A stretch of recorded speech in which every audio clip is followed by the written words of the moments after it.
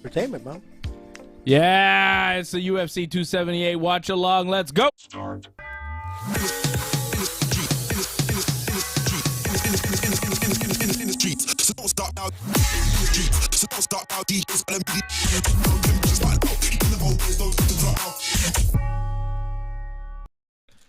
Fuck, is it Yeah, it's the UFC 278 watch along. What's up, everybody? We are here. We are live. Thank you for joining us on YouTube, Facebook, Twitter, and Twitch. All the places, all the things. We're here waiting for Kamaru Usman and Leon Edwards. They're the main event for the UFC Welterweight Championship. I'm Dave. He's AJ. What's up, AJ? What are you eating? What's up, homie? You got a Mars bar there? Nothing like a Mars bar, man, to get you through UFC 278. Yeah. Fred is, And Coke. Fred is not with us tonight. He's, I think, asleep. I don't know. What's new, man? I don't know. Freddie, man. Freddie is the, you know, What are you gonna is your say? dad. Technically, he's your dad. Yeah, Freddie, yeah. Somebody So- thought Fred was my dad. That's funny, dude. That is really funny. But it makes sense because, look, this guy, if he doesn't go to bed before 10, there's something wrong. It's over for him. I'm telling he you, couldn't man. make it tonight. He just couldn't do it. Don't forget to become a member. Join.ringsidereport.net. Support the Ringside Report Network. Keep us here Thank God. doing shows for you. Thank God we got a world-class MMA show, man. Your host, Freddie Garcia, in bed at 10. Couldn't handle it. Couldn't handle it. Well, with Dave and AJ are always here. Dave and AJ can handle it. Oh, yeah, man. Practicing a bit of jiu-jitsu before we started. Yeah. I pulled my hamstring. No, that's old, man. I was showing AJ a thing, and he was showing me an escape, and then he got hurt. Joe Rogan looks disheveled here. What's up with this What? guy? Is Look at he his tie. okay? Did he get beaten up or something? I don't know. He looks like really rough already. What's going on? Look at his arm. His arm is hanging down, man, like a zombie. Why is he Look standing at his like tie, that? dude. Yeah, he looks Did he just odd. wake up or something? Yeah, he looks like he just rolled out Look of at his bed. eyes. He's not saying Dude, he anything. looks lost. Confused. Is he okay? I don't is know, Joe man. Rogan okay? I'll He tell looks you. weird, right? What's going on? Dude, just looking at this, I thought you were joking when I look up. I'm like, what's up with Rogan, man? He looks like he just got into a fight Maybe or it's he just woke up. the tie and the jacket. He just looks Was he, odd like- in his outfit.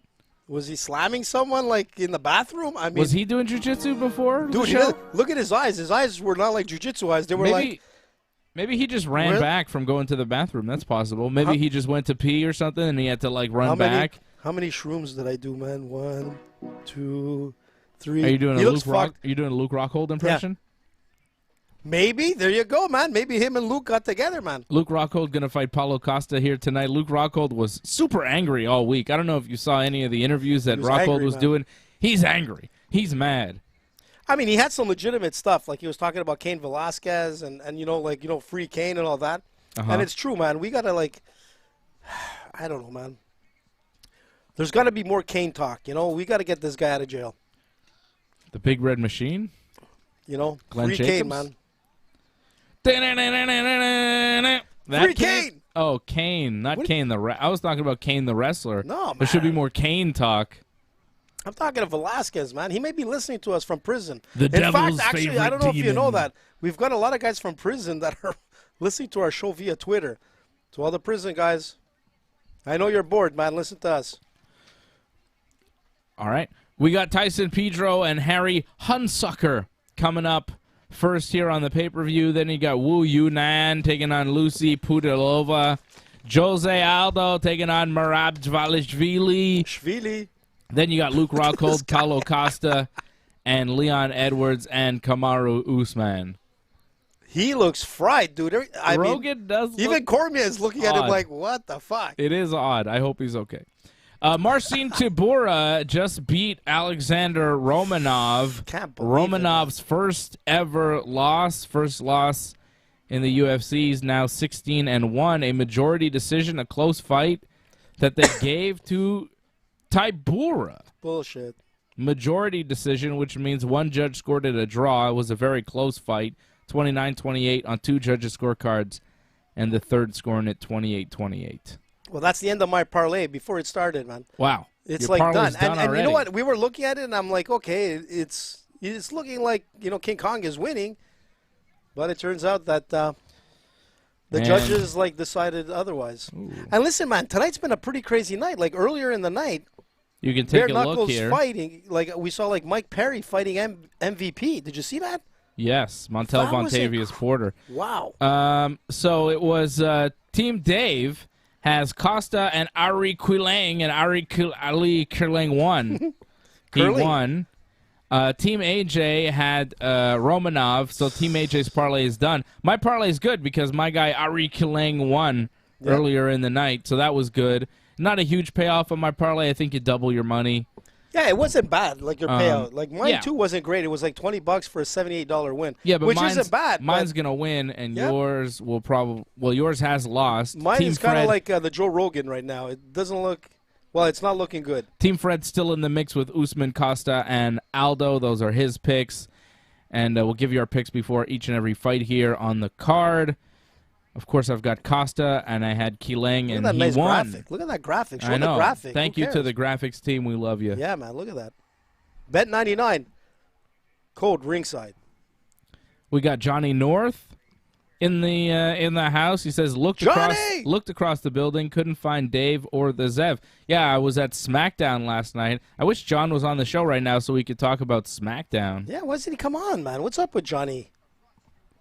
Well, like he should be on. It's a watch-along. And we didn't do a wrestling show last night. I didn't ask him to come on, but I kind of do want to talk some wrestling with Johnny North because the whole CM Punk Hangman Page thing. I do want to talk to Johnny about wrestling. Johnny, can you come on? Do you want to come on? Come on, Johnny. Grease up, oil up. Let's go, man. I think we could get Johnny on. For sure, man. I'm surprised he's not on. I'll text him.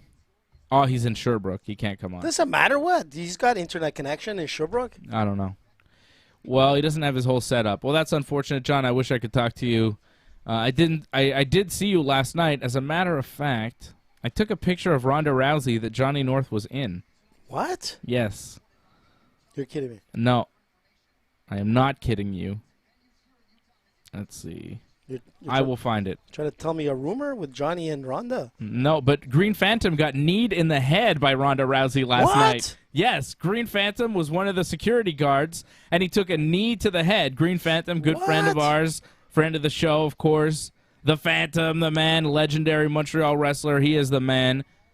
Just international these days. He's fantastic. And he was one of the security guards out with Adam Pearce last night on SmackDown.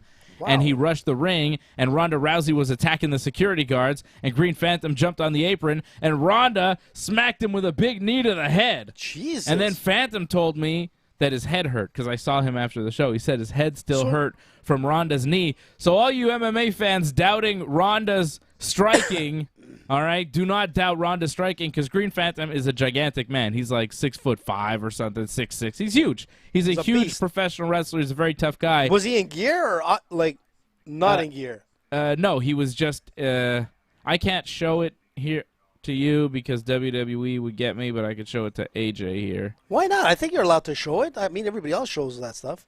I don't know. Okay, here's the armbar. No, that's another guy. That's another local wrestler that she's armbarring. And here comes Green Phantom. Let's see this. He's going to come down. He's going to take a knee. Oof. Oh, wait, no, that was the cops. Hold on. Whoa. Whoa.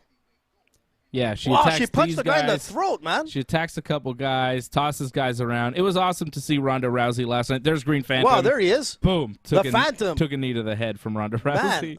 And she punched the other guard in the throat, man, and it looked like it was square on.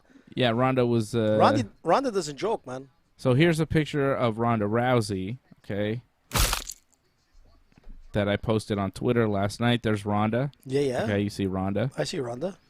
Now, if you zoom in... I don't know. Did I lose it? Yeah, if you zoom in here, you see this guy here? Yeah. See that guy here? That's Johnny North. All right? It does look like Johnny. That's Johnny North right there. There we go. Johnny North in the house. If you zoom in real tight, you could tell that is Johnny North. Wearing his mask. So look. Ronda Rousey, Johnny North, like right there. Basically almost as close as Green And look Phantom at that. Johnny's was. wearing his mask, if I'm not mistaken. Yes, he is. There you go. Yes. Typical Johnny, man. Yes. Keeping up with the COVID rules. Yes. So in the picture with Ronda Rousey, there's Johnny. Way to go, Johnny, man. You're a star. How about that, Johnny? I saw the picture of Ronda, and I was like, wait a second. I think that's Johnny in the background of that picture. There he is. Big Johnny. Unmistakable because he's a big jack dude. There he is. Hey, listen, man, former like heavyweight champion of the world. I mean, he was the British Commonwealth champion of the man. NWA. I was there to see that victory. I got a chance to hold the belt, which was pretty heavy. And Johnny's a champion, man. He should have been in the ring getting kneed by Ronda as well. Oh, that would have been awesome. Johnny will talk to me next Friday. He says we'll be doing Wrestling Uncensored on Friday, and it will be very good. I'm predicting now it'll be a great show because I got a lot to say about pro wrestling and CM Punk and Hangman Page. Was it a good crowd, by the way? Everything going on in AEW right now and WWE because I was at SmackDown last night. It was a pretty good crowd. The crowd was actually really hot. Like, the crowd was on fire. They were really people online were talking about it, about how Montreal was a great crowd and deserved a pay-per-view and stuff like that. So it was a really good showing from Montreal. Like, it was very loud, really good wrestling crowd. So, you know, hopefully we'll get something big down the road. They're coming back on the 29th of December for a show. And, yeah, it was fun. Sami Zayn got a huge ovation. Of course, he's from here. People love Sami Zayn. Kevin Owens came out as well after the show. I saw he Kevin got a at huge the Grand ovation. Bijou, man. There you go. So it was, yeah, it was a really good show. It was a good SmackDown show. There were some low points. What do you mean low points? I mean, there were some matches that weren't so good, but there were some other matches that were very, very good. So, shout out to Brooklyn Lizard watching us right now. Silent by Deadly, Johnny North, Tony Mack. He says he's been out watching boxing. Is going to have a few more beers and watch some UFC all the way out in London, England. Shout out to Tony Mack. We're seeing Tyson Pedro make his walk. Harry Hunsucker already in the octagon waiting for old Tyson Pedro, who's a Sucker's in the ring. Big favorite here going into this fight. Pedro minus 750, Hunsucker plus 550. I told you on Thursday night that I like Hunsucker. Take a couple bucks, put it on Hunsucker because the payoff is big. And in a fight like this, I think it could go either way. I'm not that confident in Tyson Pedro is such a huge favorite. Who was fighting tonight in boxing? I can see him winning. Well, Usyk and Joshua fought today, right? Yeah, Joshua, that's right. And Usyk won by decision. I wish we had Fred on because he watched the fight and I didn't. Yeah, so the only it would be good. It would have been good to have some like highlights on Fred. that fight. But I was watching the bare knuckles fight with Mike Perry, who's still in the game, fighting MVP, which I didn't think was gonna favor like Mike Perry, to be honest. I thought that guy was still in Bellator, that MVP. I thought so too, but he was fighting bare knuckles, and they actually, with bare knuckle rules, they went to a draw. So once they go to a draw, they have to go to a extra round and with kicks, with whatever, man. With whatever? Like no, it was still like just an extra round, just punching. Okay. And let me tell you, Mike Perry came out and he ended up winning the fight. And he beat MVP, and MVP was doing really well the first couple of rounds, man. Just like icing him up and everything, but he managed to lose, which was surprising. And he's a much bigger guy than Mike Perry. But holy smokes, man, Mike Perry, that one guy is like nuts, but he can take punches. So that's who the thing won? with Mike. Mike Perry won. Did you think he won? I didn't think he was going to win, like in the first couple of rounds. Dino Steak says great scoring in that Perry MVP final. I don't know if that was sarcastic or not. I don't know. I didn't see the fight. It was just like, yeah, it was MVP lost, man. I was surprised. But it just goes to show you, Mike Perry's still there, man. Still making money, still in the game. Still entertaining. But not good for MVP, man. Tyson Pedro, 8-3. Harry Hunsucker, 7-5. Pedro's going to have a height and reach advantage here. Hunsucker dropping to light heavyweight for the first time in his UFC career. And he looks in pretty good shape, man. Really good shape. Yep. I don't know if you've seen Harry Hunsucker in the past, but he didn't look like this. You know, he looked like he kind of had some extra pounds going, but he looks in great shape here. And I like my Harry Hunsucker upset pick. Throwing it out there for you on Ringside Report MMA. I gave my solid lock parlay. It was a 3-fight parlay on the show Thursday. Miranda Maverick was on that parlay, but her fight got canceled. Shanna Young was hospitalized apparently due to weight cutting issues. So here we go again with the weight cut, man. Yeah, it sucks. So that fight didn't happen.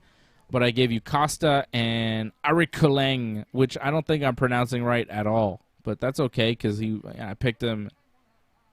It's fine. Yeah, like I was saying with Harry Hunsucker's like overall record, 7-5, man. He's coming into this fight like you were very confident in Pedro here. Yeah, I was very confident in Pedro, and I think. Did you put him on your parlay? Yeah, he's on my parlay. parlay. You were that confident, yeah. But like I said, like Hunsucker, man, like he's lost 3 of his last 4. He's look at this minus 750 favorite for Tyson Pedro coming into this fight. Yeah, huge favorite. But I'm not that confident in Tyson Pedro. Yeah, he's been off for a while. I mean, but he looks in great shape.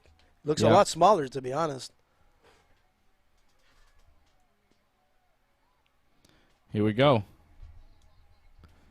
We're going to get started here. First round between Tyson Pedro and Harry Hunsucker. It's UFC 278 pay-per-view. It's the Ringside Report Network.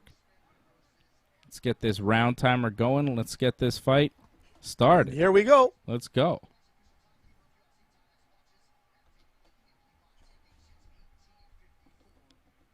Yeah, well, Pedro looks a lot taller than Hunsucker.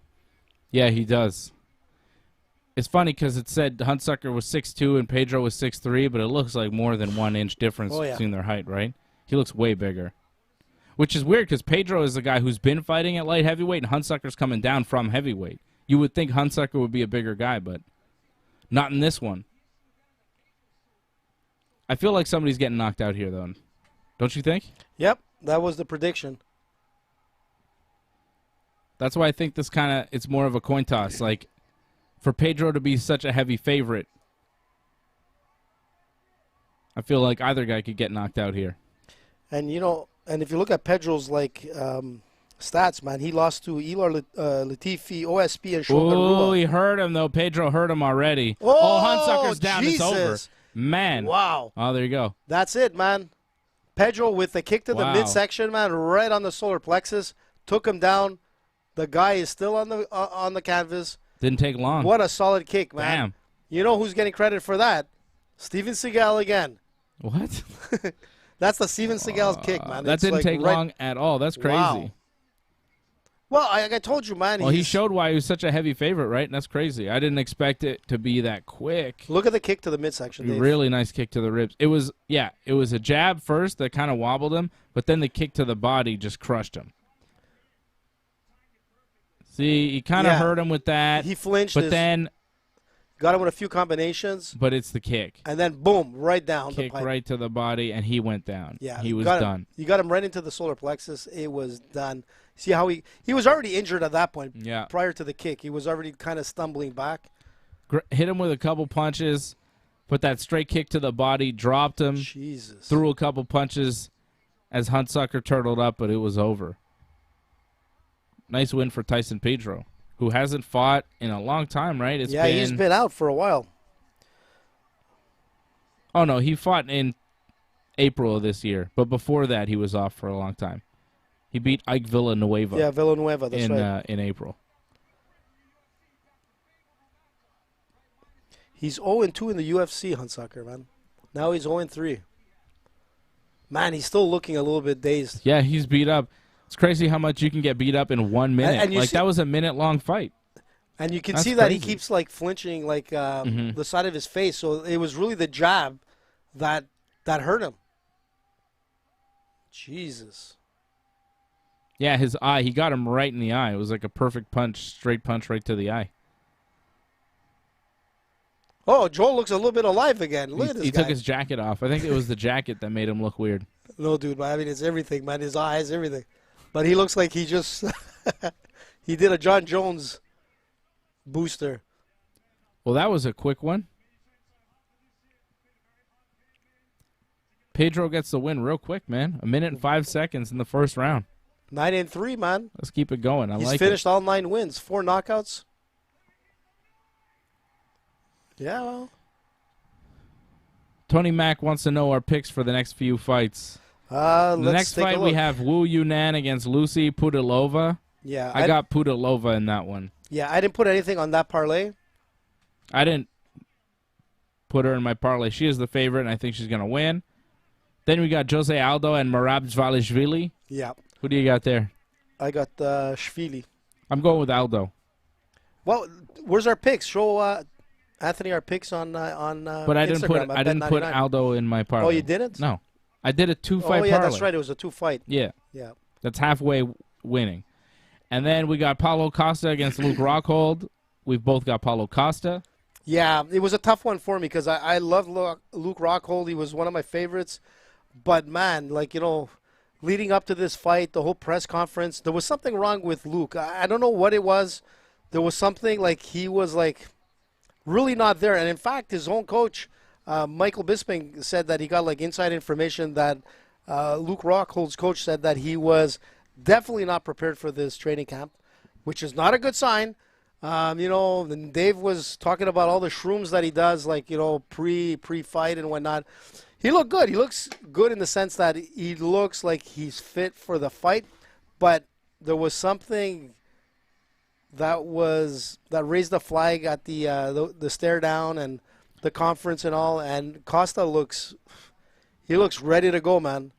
Yeah, Costa looks ready. Yeah, he looks ready, and I think. And Rockhold just seems unsteady right now. I don't know. I'm just not believing in Luke Rockhold at this stage in the game. It almost, like, in my opinion, it almost looked like Rockhold at the conference when it was done was like, okay, at least I'm going to get paid for this. That's all it was. Like, at least I'm going to get paid for this. Maybe. It didn't look like he had that hunger in him. But he was angry. The whole week he was like, he was pissed at everybody. You name it, man. He mentioned everybody. Mad Dana at the White. UFC, mad at Paulo Costa, mad at past opponents, Yoel Romero, Vitor Belfort, all sorts of guys he's mad at. The justice system and everything with, Cain Velasquez. With Cain Velasquez. Yeah. There's a lot of things. Look, I agree with him on that point. I think, like I was saying earlier, man, we got to free Cain. There's no doubt about it. But all to say is I think he's just going there to say, you know what, I'm just going to get paid. And here it is. Yeah. So we'll see what happens with Luke Rockhold. We could be totally wrong. And then Kamaru Usman and Leon Edwards. I'm going with Kamaru Usman, although Leon Edwards looks gigantic next to Usman, and I'm a little bit concerned. I'm wondering, like, how does that go? Look, I told you, again, like, when he's in the clinch, man, and he throws those elbows, he's devastating. Leon Edwards is no joke. But let's not forget, they fought back in 2015. Usman used mostly, like, his wrestling to like, win that fight. But if you're looking at Usman today in 2022, man, his striking skills, man, everything about him is, like, phenomenal. The guy is the closest to an all-round fighter. Like, me and Dave were talking about this earlier. Like, when you're going to get the top-level jiu-jitsu guy and the top-level striker and you put them together, we still don't have that. George was probably the closest in some sense because he was really far ahead of the game to his competition. But if you're going to look at someone right now, it could be Usman. Usman is really the closest that comes to being that. I don't think Leon Edwards is going to be able to handle Usman. And if Usman feels that the striking game is not going his way tonight, he's going to take him to the ground and he's going to do what he does. But if he can't, then it could be a problem. Like, I could see Leon Edwards taking advantage of Kamaru Usman, outstriking him, putting it on him, and then Kamaru goes for a few takedowns, doesn't get them, gets hit, gets hurt, and gets finished. Like, we've seen it happen before. It's possible, but Kamaru, he's just that guy, man. I just don't see it happening right now.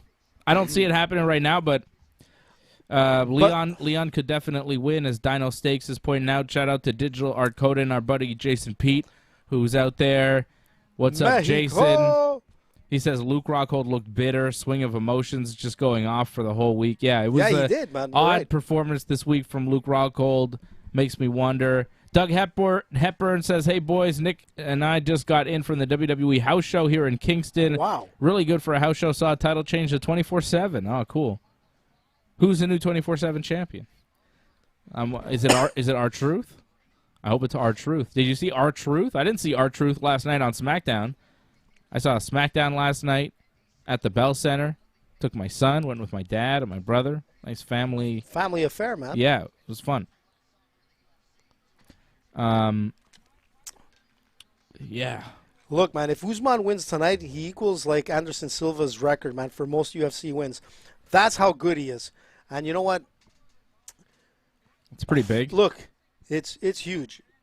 And the thing is that it's hard for me to see Usman losing. Even though, like, you're right, man. Looking at, like, the stare down and all that, man, Edwards looks like he's much bigger in height anyways. But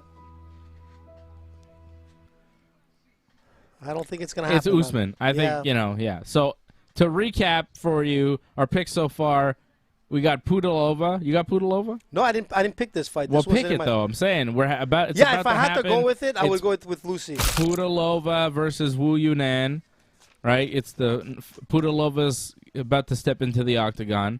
She's then we got Aldo and Merab. AJ is going with Merab. I'm going with Aldo. We're both going with Costa over Rockhold, and we're both going with Kamaru Usman to retain the title over Leon Edwards. And I'm going to go with Lucie here. Like, if I had to put her in my parlay, she would have been my pick. 2 wins by knockout, 2 wins by submission. She's the first Czech fighter in the UFC. This girl can fight, man. This fight at 135 pounds. Bantamweight division. I'm not really sure why this is on pay-per-view.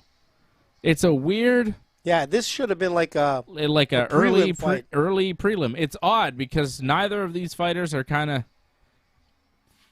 big name fighters or really. I don't think either of them are ranked in the top 10 in the UFC. Wu Yanan. Wu Yanan. Yunnan. Yunnan. Yanan. Minan? Yunnan.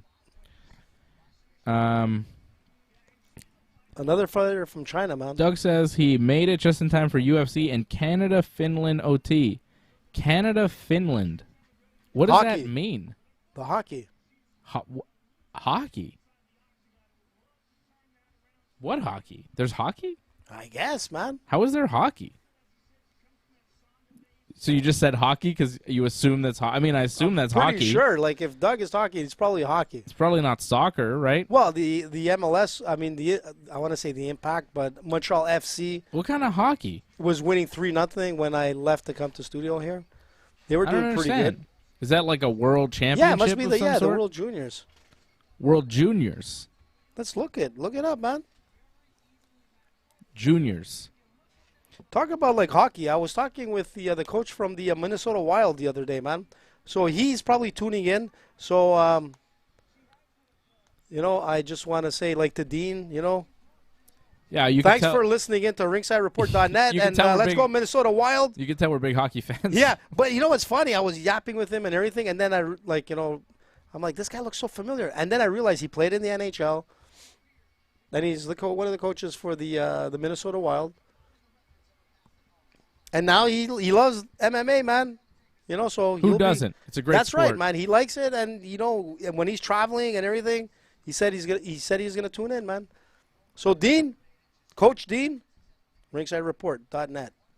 Wu Yanan, Lucie Pudilova about to do battle here. Pudilova minus 135, the favorite. Yanan plus 115, the underdog. Bruce Buffer looking He's very looking buffy. good. Hey, look at this guy, man. Fresh suit. He's always looking good. Of course. You know that he's a big movie poster buff. Like, he has a huge collection on movie posters, man. That's his thing. I know. All right. I mean, whatever. Some people like movie posters. He's got some movie posters that are worth a lot of money. I didn't know that. Really? Yep. I didn't know that was a high value There is. collection. Apparently there is. Interesting. Couldn't you just get reprints that are... Yeah, they got to be the original, dude. Right. That's where the money is. And he was talking about that. He has, like, some original posters that are worth, like, 6 figures. I mean, like... 6 figures for Yeah. a movie Yeah, poster. man. Well, look at, like some hockey cards, like a Wayne Gretzky, like, rookie card, man. It's worth a fortune. Makes you wish you didn't put him in your bicycle spokes at the time. Don't make me start doing this, AJ. But you're a big collector of, like, Well, I know. That's Super what I'm saying. Mario. That's what I'm if saying. you can see the studio, how much, like, Well, you can already stuff see there is some here. stuff I behind thought you were me. changing the studio. What's happening? It's happening. Don't worry. This is version, like, 1.0. We're going to version 2.0 soon. Who's coming? Oh, Patrick C. Hamilton. Thank you, Patrick. He just gifted Wow, Pat, that's 5 awesome. memberships. So if you What? want a membership to the Ringside Report Network, you can get a free one right now from Patrick C. Hamilton, who just gifted 5. Wow, that's So really generous, Pat. Grab Thank you one very at the much. top of the screen there. And That's you can really grab cool. one from Patrick C. Hamilton. Thank you, Patrick. Appreciate you. Well, I hope the coach from the Minnesota Wild gets one. Doug Hepburn dropping a super chat. Nick and I wore a Ringside Report tees to promote a WWE show. You What? guys are the best in MMA and wrestling. Thank you, Doug. Thanks, I'm bud. wearing the Ringside shirt right now. You can pick it up at our shop. As you can see, I'm wearing like. merch.ringsidereport.net. Thanks, Doug. Thanks a lot, Thanks, guys, Patrick. man. That's awesome, man. Thank you for supporting the Ringside Report Network. Please continue to do so. Hit us up on Super Chat. If you have any questions, any comments you want us to get to right away, a Super Chat is a great way to get our attention because, you know, there's a sound effect and we're like, what? What's that? Sometimes there's like chat. I don't know. We see the chat because it doesn't make a noise. But Super Chat's make a noise. So then I'm like, what? What is that? So it gets my attention right away. See what I'm saying? You know what I'm Kind of saying. like Rogan with his tie. It gets your attention. Tying the jacket. The whole gimmick. Pudilova and Wu. Wu. Oof, she's doing pretty good. The Wu is coming through. She's looking good, man. Outcome Listen, is man. critical. They have like the performance center in China. I mean, they put like millions of dollars to like promote the sport of MMA and grow it. And you can see, man, there's so much talent coming out of like China right now. The UFC is, they've invested in the right place, man. Wu landing some leg kicks there on the outside. Pudilova trying to get inside. Can I change my pick? Oh, there's a takedown from Pudilova. Welcome. Yeah. If she can control her and stay on top, it'll but be Wu's good doing for her. pretty well there. Like, Wu she defending well. Oh, Pudilova she's trying going to for pass the submission. guard. Wu going for an armbar. Pudilova sees it coming. But she's doing well, pushing that head down. Pudilova trying to pass the guard, pass over the knee. If she can get that, she's going to be in a good position. She's holding on to the head. She's past the guard now. And she's got a lot of time on the clock to work here in the center of the octagon. Pudilova passes over to side control. Min Kant was gifted a membership. Welcome aboard, Min. Min. Thank you for joining the Ringside Report Network. Thank you, Patrick, for gifting. If you want a membership, I think you could still pick them. Yeah, how do you do that? You up. just like go on and get it? Like, how does Yeah, that I think work? you just click the icon at the top of the screen and You get a membership? you get a membership. Wow, that's awesome, man. That's Thank you. very generous. Thank you, Patrick. If we could only have 1,000 Patricks, man.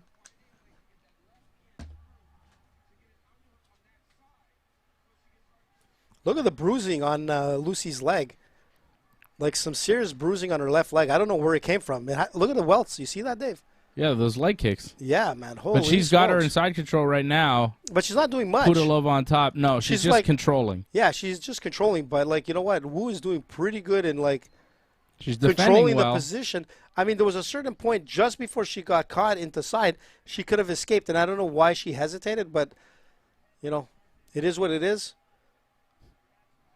But Pudilova's not doing much in this position where when you're in this much control of side, you got to drop those elbows, hammer fists, whatever, man. She's trying to get like full mount. I don't know why. She got an elbow No, there. that was a nice elbow from the Yeah. top. A few nicely placed elbows that could cut her up and bust her up would be good from this position. She's got a good side control. She's trying to wrap up the wrist, the far wrist, and throw some strikes down. But she's running out of time here in the round to set anything up. But I feel like with this control, with the takedown, even if she can't get a finish here, I feel like she's winning the round nevertheless, right? Like at this point. Oh, and she gets the full mount. Yeah, but it's too high. She's going to roll Yeah, out. it Come is on, too Wu. high. Oh, Let's but she go. rolls Stand, with her stand. and continues to control. Gets the back now. She had that moment where she could have got out. Oh, She needed to sit down and Yeah, go that back was down good. into it. so Wu kind of survived that. Wu survived an attack, but Pudilova still has her back standing up. They're both standing now. Pudilova pushing her up against the fence. I don't know. I mean, Wu definitely had her moments with some of those leg kicks, but Pudilova with the takedown and the ground control, I feel like will win this round. Yeah, it's looking like she might win this round. Jason wants to know how many members we have. I'm not sure exactly what the number is, but it would be great to have 100 more for sure. 100 more, 200 more, 1,000 more would be really good.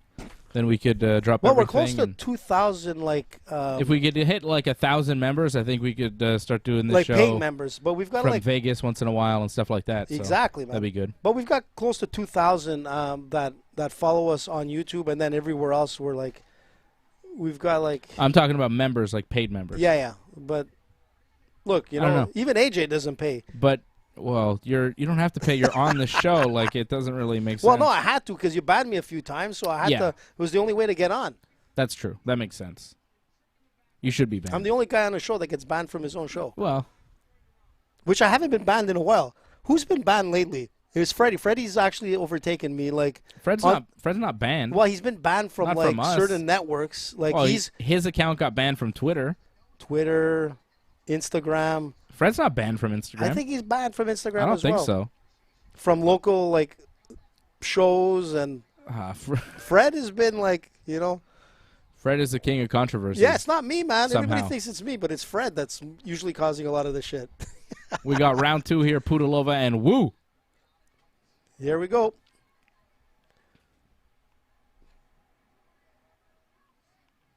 Pudilova needs another round here. She got the first. Nice 1-2 from Pudilova.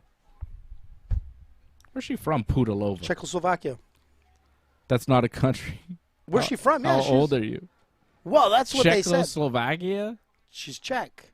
That's Czech Republic. Czech Republic. And Slovakia is a different country. Oh, yeah. Sorry. Close enough. I said the Czech part, right? I know, but like you're just like Why do you have to roll on my thunder, man? you're just like from Soviet Union times or something. You know what I well, mean? yeah, Like, you're man. just- CCCP, man. yeah, like you- Versus Team Canada. That was some of the best hockey around, man. it's just if you say, "Oh, she's from Czechoslovakia," you're of a certain age. What was the Because goalie's name? Czechoslovakia is like Hold on a sec. that's not really a country that I remember. I'm trying to think of Russia. I know that it was because they separated to Czech Republic and Slovakia, right? Because I know that those two countries are countries.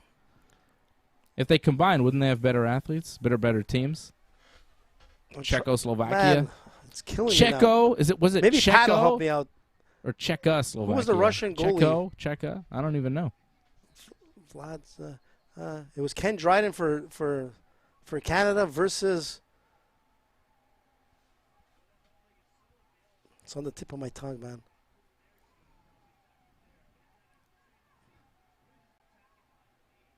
Like Czechoslovakia hasn't been a country for a long time, right? I don't know, man. Checo. I don't even know how to spell it. I know my dad had a lot of friends from the Czechoslovakia or whatever it is now. Czech Republic is also known as Czechia? Czechia. I like that. I didn't know that. Oh, somebody's giving us some info. Chris Mumpower, thank you, Chris. It used to be Czechoslovakia, and he even spelled it out for us. Thank you. But in 1993, it split into Czech Republic and Slovakia. Yeah, see, 1993, I was like 7. You were a young Dave. 8 years old. Yeah, I was a child, so I don't really have a lot of recollection Well, somebody of get me who what that was or anything. I don't really know. Who was the goalie for the Russian CCP team versus Big takedown Canada? from Pudilova. Canada was Ken Dryden. You see that judo headlock was takedown Yep. right into judo side control. Pudilova with a big takedown here in a round that was kind of, like it was either or, man. Yeah, but this takedown is big. If she can secure the back, too. She spins, secures the back, trying to sink in the rear naked choke now. It looked like she was tapping a bit. You know what? These fighters got to stop doing that. They sort of kind of slide their hand up. Did you see that, Dave? Like Wu looked like she was tapping. Yeah, maybe. Because she's crawling fingers, and it looks like they're tapping. So you got to be careful, man. But Wu is spinning out of this Very back good. control. But took some big elbows as Pudilova spins out and remains on top. Oh, I got it. I finally got it. Tretsiak. Tretsiak. Who said? Did somebody say that? That's my dad. Oh, way to go. Thank you. Thank you, Papa Simon. Tretsiak. That's it, man. He was actually drafted to go play for the Montreal Canadiens, but it never happened. Oh, big elbows from Pudilova from side control.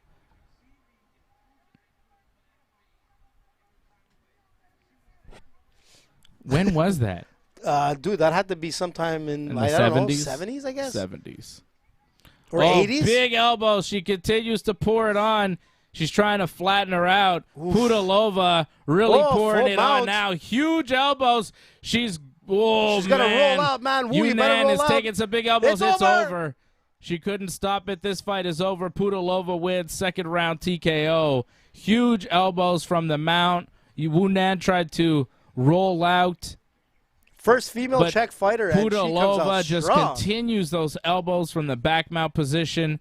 Look, she wasn't doing too bad, Wu. She was actually playing a good game till she got caught with that full mount, and that was it. It was all done. Well, actually, it started with a transition to her back.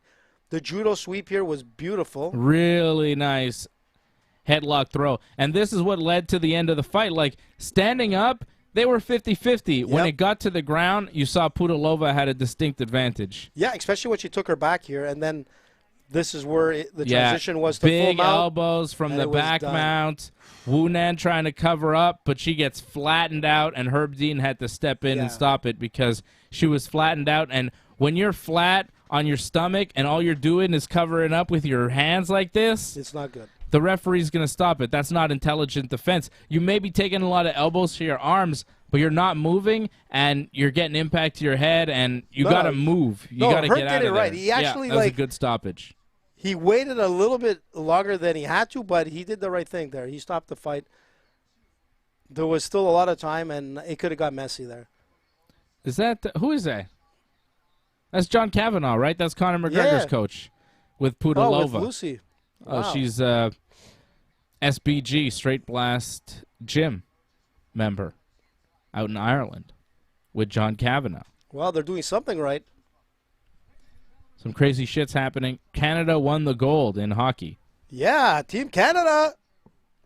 Those are kids, right? Junior hockey? They're like basically they're kids. Well, they're all 16-year-olds future like NHL players, or some like picks that are playing in the juniors. I'm not into watching kids play sports like college football or junior hockey or something. Like, I don't know. I like professional sports. I'm not into like the amateur. Well, no, like young college kids football is amazing, man. I'm not into it. Oh, it's so exciting. It's not for me.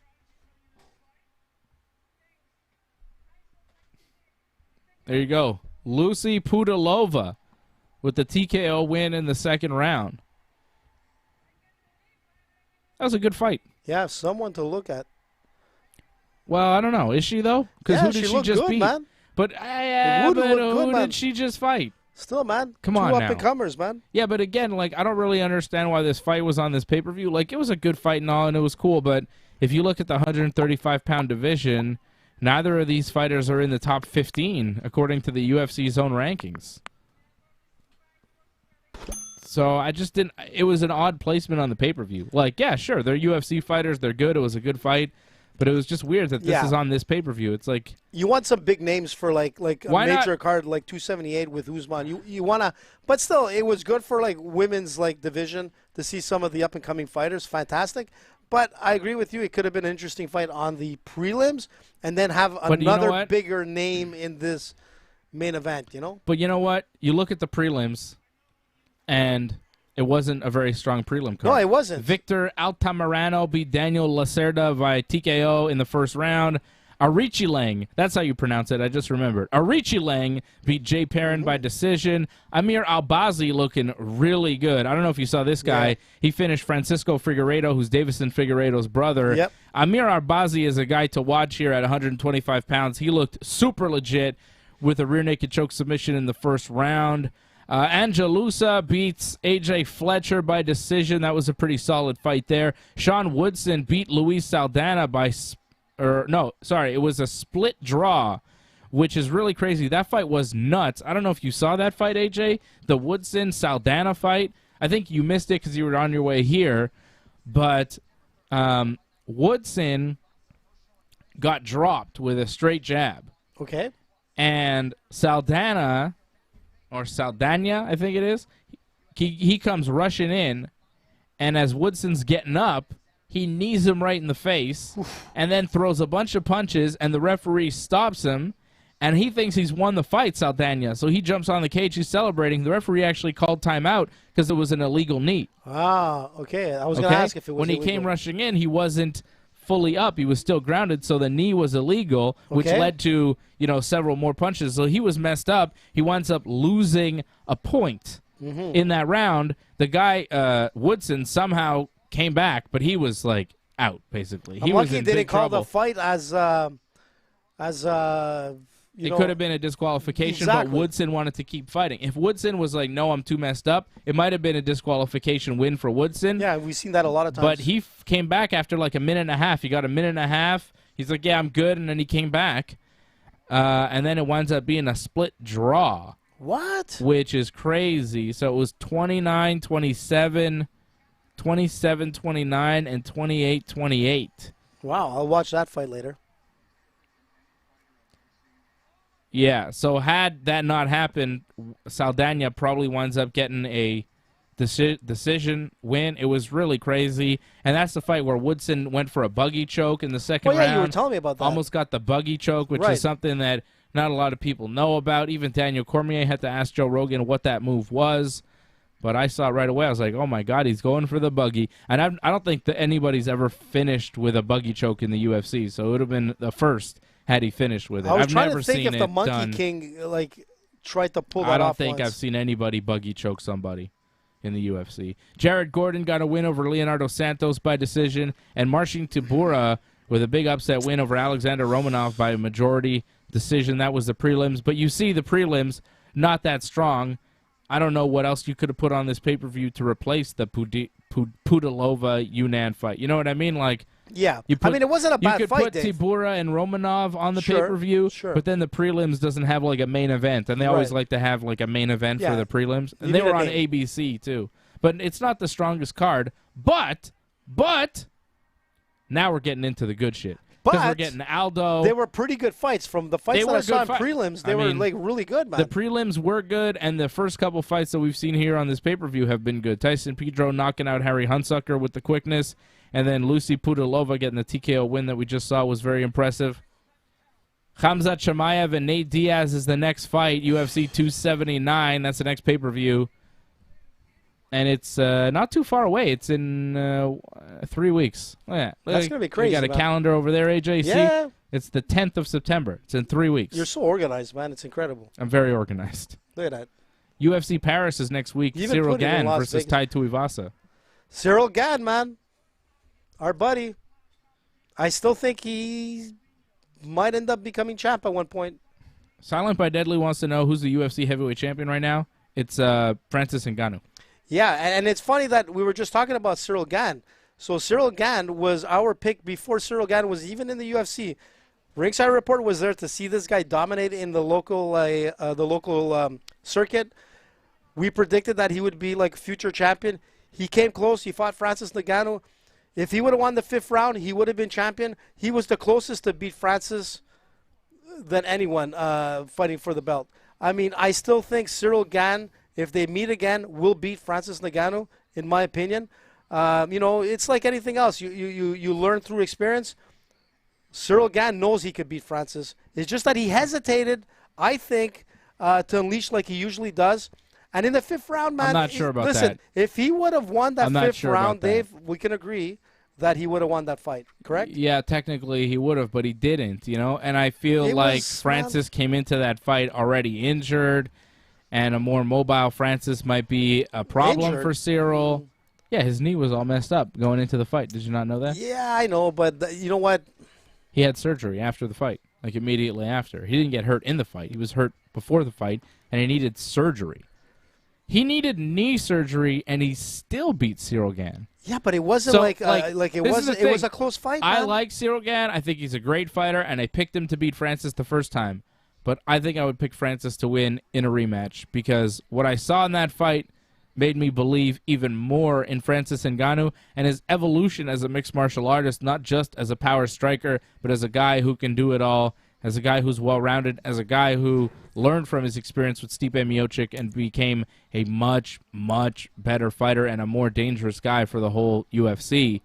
I think the only thing that you have to wonder about Francis is will he be as effective when he comes back from knee surgery? Will he rush back? Will his surgery be, will his knee hold up to the rigors of MMA? Like, it's a difficult sport, so Hopefully We saw that he with does. Santos as well. Like, Santos had like. Thiago Santos has not been the same since he Nope. came back from knee surgery. I mean, a lot of fighters too. We can even talk about Cain Velasquez and a lot of the other guys through their careers.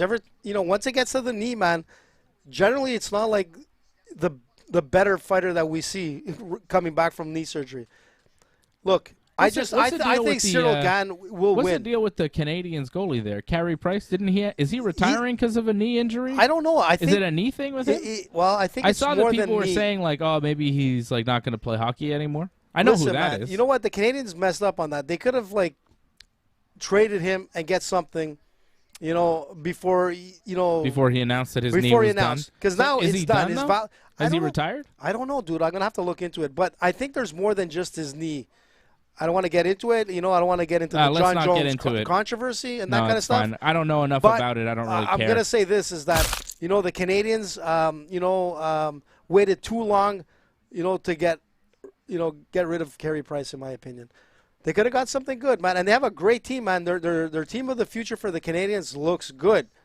All right, but. José Aldo taking on Merab Dvalishvili. Will Merab become the fighter of the future and beat José Aldo, or will José get another win on his already impressive UFC record? One of the greatest fighters in the game, man. This is a good one because AJ's going with Merab. I'm going with José. I think Merab needs some takedowns, and I think José's takedown defense will hold up, keep it standing, and he'll win by decision, José Aldo style, with his beautiful kickboxing. Yeah, José Aldo's Aldo, a beast, man. Aldo's coming in right now, plus 130, the underdog. Merab, minus 150, the favorite. Listen, if he's able to stop the takedowns of Merab, Jose has the edge here. But if he's not able to do that, man, it's going to be a different game. And this guy's relentless, man. He'll keep coming at you nonstop, man. The Genghis Khan of like the UFC, here he is, coming in with his not Dagestanian hat, but man. It's like a Khabib hat if it got really dirty. Jason P. Digital Art Coding says Chimaev versus Diaz. I think will be a one-sided beating in Wrestling Clinic. Yeah, I agree with that, Jason. I think Khamzat beats down Nate Diaz, takes him down, and maybe finishes him.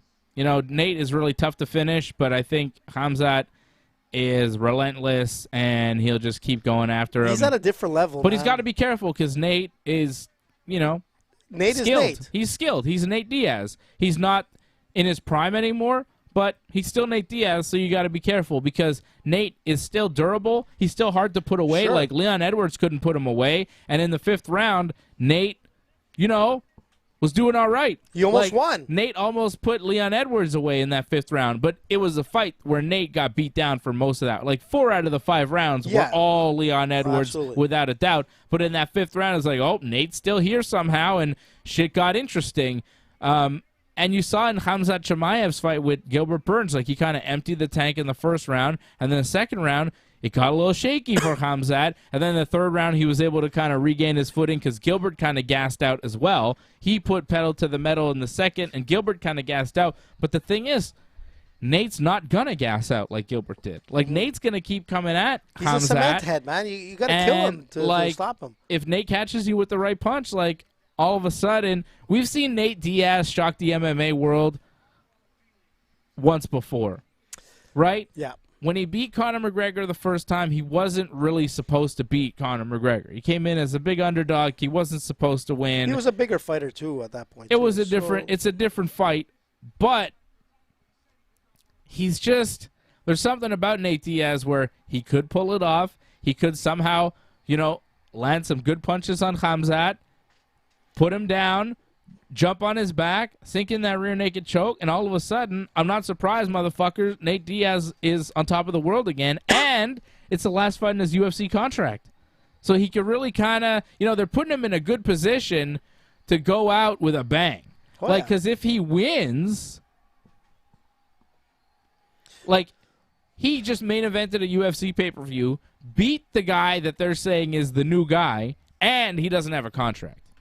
He can go wherever he wants. True. He can do whatever he wants. So in one way, a lot of people are saying, well, they're putting Nate in this bad position, and Khamzat's just there to destroy Nate and retire him. And sure, you could say that, and the odds are saying that. And I think I'd pick Khamzat in the fight. I think it's hard not to. You know what?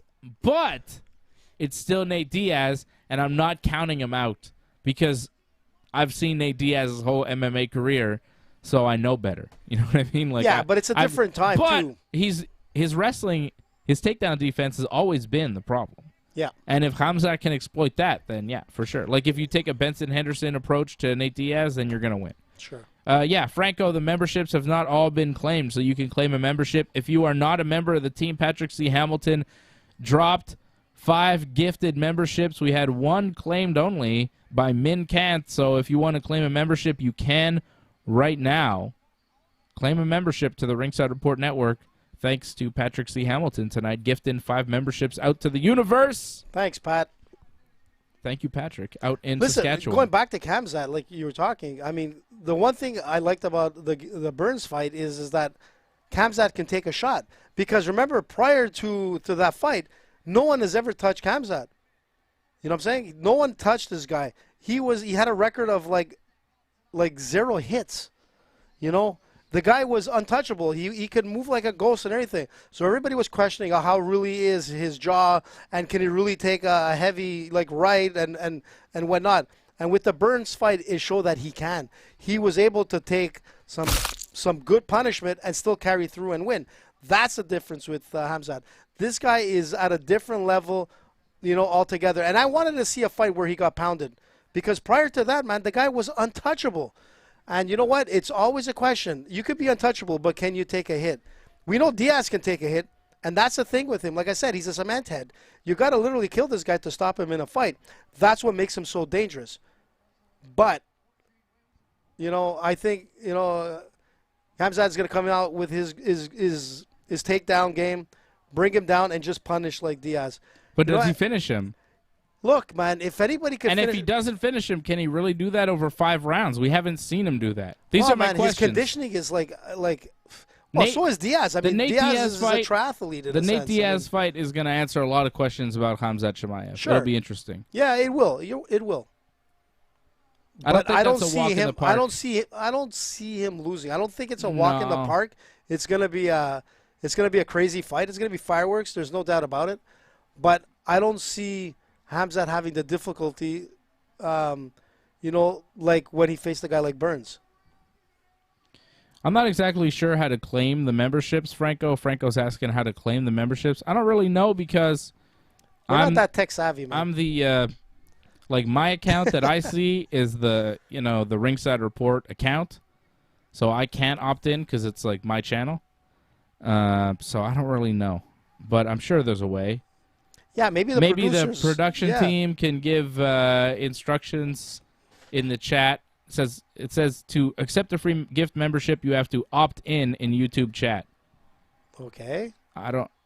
So you opt in. I'm not really sure maybe you gotta where go that is on the screen. Here, maybe, bud. Maybe it's up at the top of the screen. Yeah.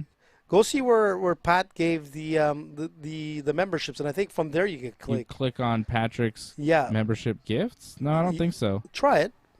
No, didn't do anything. I don't really know. Well, here we go, guys. The Aldo fight has started.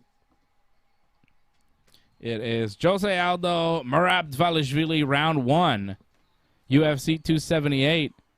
This is where things get real interesting here. We got this fight, then the co-main event, Rockhold and Costa, and then the main event, Usman and Edwards.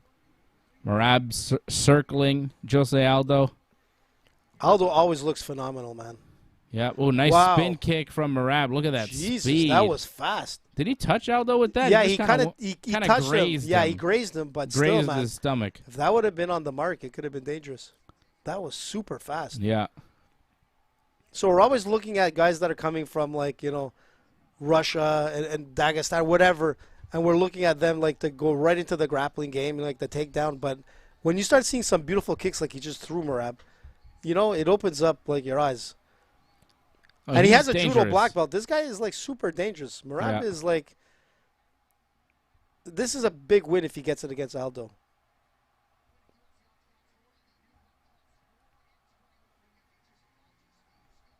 Aldo's keeping his Muay Thai stance. Ooh, nice 1-2 there from Dvalishvili. Yep. See, he threw a nice side kick. Yeah, he's chasing Aldo right now, and Aldo's just trying to find his rhythm. There we go. There's a wow, takedown attempt nice. from Merab. So fast, man. Nice defense from Aldo. Aldo knew it was coming. He's Yep. defending well up against the cage. But Jesus, that was a nice. Aldo's got great.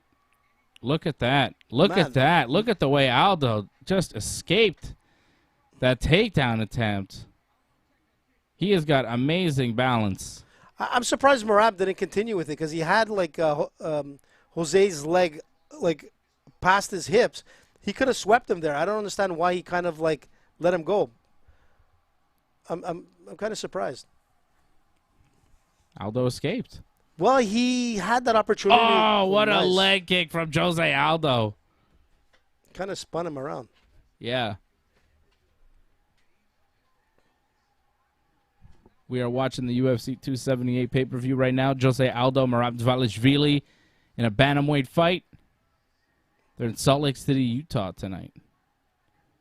Utah. They're fighting at elevation, right? It's like high up, so Mormon country. cardio could be difficult. Yeah, you're right. We saw some fighters kind of slowing down considerably in the third round already in some of these fights that have happened tonight. Got to wonder how it's going to affect the main event title fight, 5 rounds. Whose cardio is better? I think most people would say Usman. Usman is. I mean, they both are. I mean, at this level of fighting, like you're. But again, Your look at cardio levels- the fight there with Diaz for Edwards. Like, Edwards was in big trouble in the 5th. It's because Diaz, man, is relentless, man. You That's just true. got to keep going at it and at it. I mean, Usman's relentless too, though. but it just goes to show you, like, you know, Merab again going for the takedown. Edwards has what it takes to go to distance. Merab Aldo defending the takedown well against the fence. But Merab Merab is throwing nice knees. Throwing there, little Dave. knees to the leg. Going for the takedown again. Oh, nice punch. What happened there? It was a punch from Merab, but then Aldo tripped Merab That was as they interesting. separated. Aldo's got tricks, man. And Aldo is like, he's just playing his game. Look, Merab looks a little worried, doesn't he? Like, he hasn't been able to take Aldo down. Oh, that was a nice punch to the body from José Aldo. Nice knee as Merab came in. Nice knee to the body from Aldo. Aldo is sharp. But Merab doesn't stop. If it's not like a 1-2, the kick is there. I mean, he's always throwing something. He's moving well right now, but Yep. it's the first round. Like, let's see what happens. And Aldo seems to be finding his range. He's defending the takedowns. He's defended 2 takedowns quite easily so far. And he's starting to land some punches. But Merab keeps stalking him. See, when he drives him into the octagon, nice it's when it jab gets from dangerous Aldo. here. This is an interesting fight. Oh. Aldo coming in. Oh, nice. Oh, big kick from Aldo. And a flurry up against the cage as the round comes to an end. They're staring at each other. Wow. Oh, okay. That was interesting. Good first round, Okay. man. Well, look, I think Merab won the first round, They both had their moments. They there, had man. their moments. That was close. but holy smokes, man. Listen, you got Matt Serra in the corner of Merab.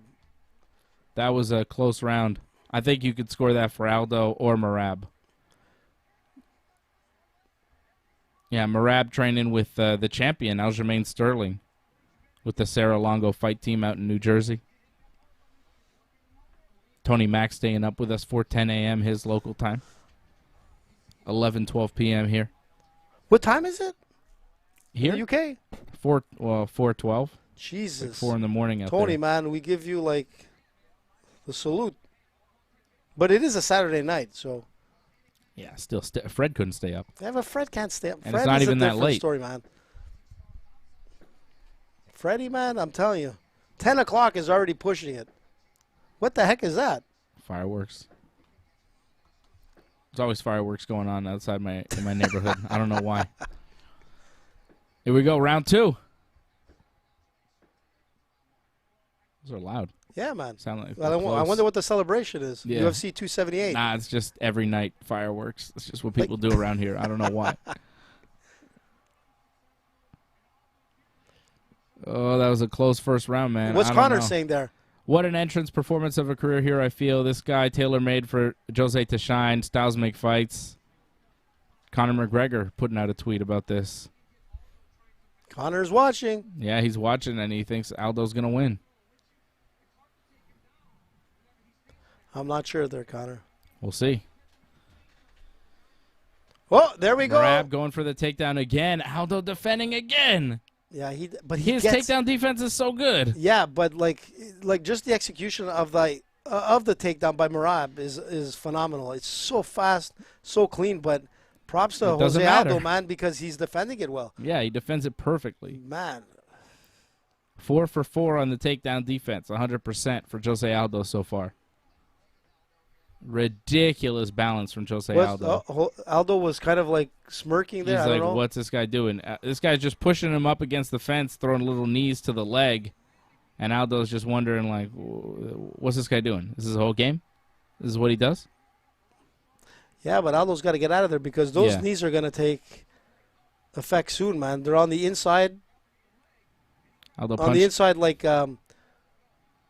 they don't seem right leg, man, but still, man. They don't seem to bother Aldo that much, though, because he's not really moving away from them. Yeah, but still. He's just like, yeah, all right.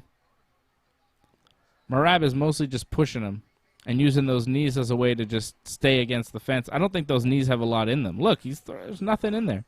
Look, Aldo is pretending to yawn as this guy just holds him up against the fence. See, I don't think those knees have anything behind them. I think Merab is just trying to hold him against the fence, and he's making sure that the referee doesn't stop it. But he's getting throwing points. the knees. He's getting points, man. Yeah. He's doing something. So well, they separate now. Let's see what happens.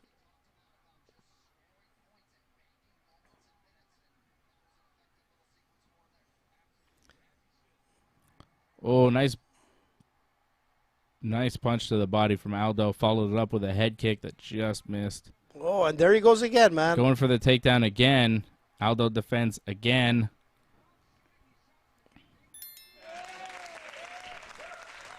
Something happened. What's happening, man? Oh, there you go. People figuring out how to get those. Let us know how you do it. Those memberships. Jay Glasnovic grabbed a membership. Thank you, Jay. Welcome to the team. Welcome, man. Man, it's the first time I see like Aldo like really making like faces and showing emotion in a fight. I don't know, man. He's hamming it up a bit, but I don't think he. Oh, they separate again. A lot of pushing up against the fence from Merab Dvalishvili here. He doesn't like the fact that Not he a ton keeps of getting action. like need. But hey, man, you gotta get out. Merab goes for the takedown, pushes Aldo against the fence. Again, Aldo defends. And you can see the bruising off of Aldo's like outside thighs. I mean, these things are gonna take effect, man. You know, it's only round 2. Yeah, I don't know. But Merab is doing enough here to win this round. Oh, yeah. By just kind of holding him. It's not great. Listen, man, he's playing his game, and I told you he's going to be relentless in the takedowns. It really depends on how Aldo could, like, stop him. So far, he's been doing a good job, but he's taking a punishment on the legs, even if he's showing that it's not hurting him. But let me tell you, man. Oh, nice right hand from Aldo. Merab goes for the takedown. Aldo sprawls. Merab looks tired. And Aldo's going after him. A little bit of offense here from Jose Aldo. He can steal the round because all Merab was really doing was holding, and that's how he was winning the round. If Aldo can get something going here at the end of the round, he could steal it. Because what has Merab really done? Well, he's been controlling the fight. Yeah, but just kind of holding and stalling and throwing baby knees to the leg. He's playing his game.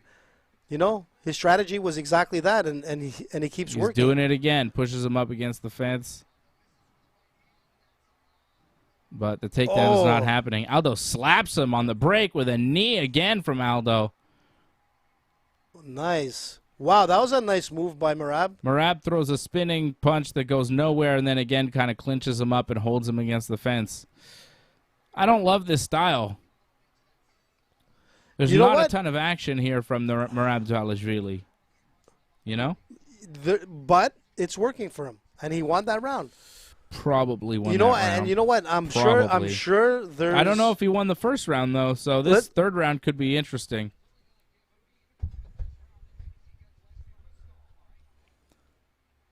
But Aldo's got to stay away from the cage. He's got to stop getting pushed up and held up against the cage. Yeah, when he gets stalked, when he gets stalked, that's when he starts like losing the fight. But when he stays at the center of the octagon, it's more to Aldo's favor. But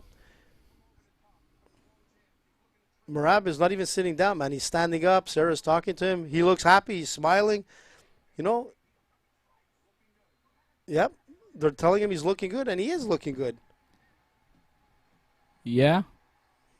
He's looking all right. He'd look better if he could score one of those takedowns. Listen, man. Right? This is where we'll see if the knees to Aldo's thighs made a difference.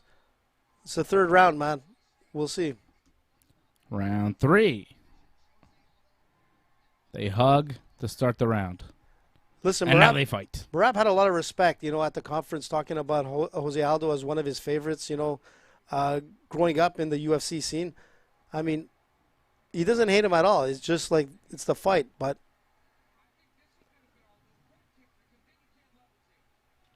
nice right hand from Merab. There you go. He's throwing some nice body punches there. So a lot of people are scoring in 19-19 right now. A lot of people thought Aldo won the first and Merab won the second. So this round could decide the fight.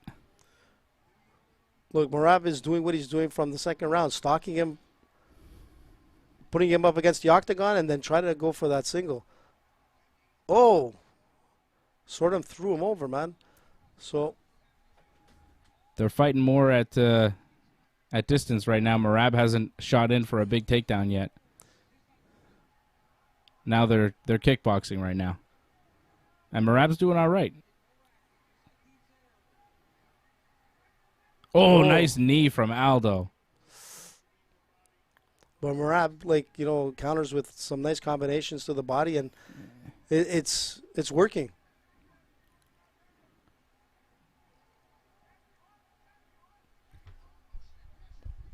Aldo's not slowing down, but Merab is definitely cutting off the octagon. It's a close fight, man. It's a close fight. It's a nice fight, man.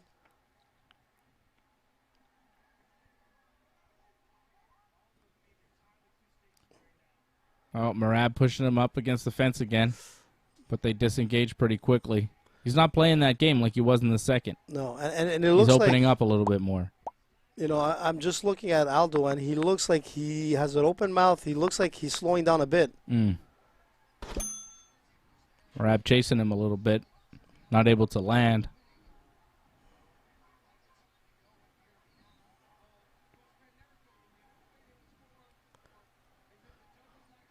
Merab looks fresh there, Dave. He's oh, that was a nice right hand from Merab there. He caught Aldo with that one, but Aldo, he doesn't seem hurt. You know what I mean? He takes punches and he just... But he's not engaging. He eats them and he's all right. No, he's not. He's moving away right now quite a bit.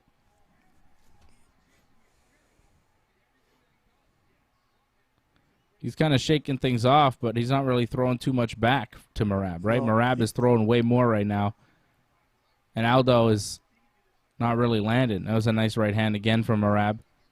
Merab seems to have the speed advantage here. Oof, back fist got on. I mean, he's doing everything. He's throwing everything, leg kicks, punches, body hits. I mean, everything is getting in. And Aldo seems to be defending more than anything, but even with the punches that he's throwing, it doesn't seem like there's enough substance behind it. And here goes Merab. He's got that single. Going for the takedown again. Oh, he might get it now. Nope. No, he doesn't. Could not get a single takedown this whole fight. 12 for 12, José Aldo, for takedown defense. But Merab has been able to hold him up against the fence and Aldo's got to be him. careful with those fingers, man. He was putting him in Merab's eyes. Nah. The ref came over to tell him, to pull away, but... Whoa, nice. Almost got him. Couldn't quite take him down. Aldo rolled out of it. And he goes for it again. It's not working.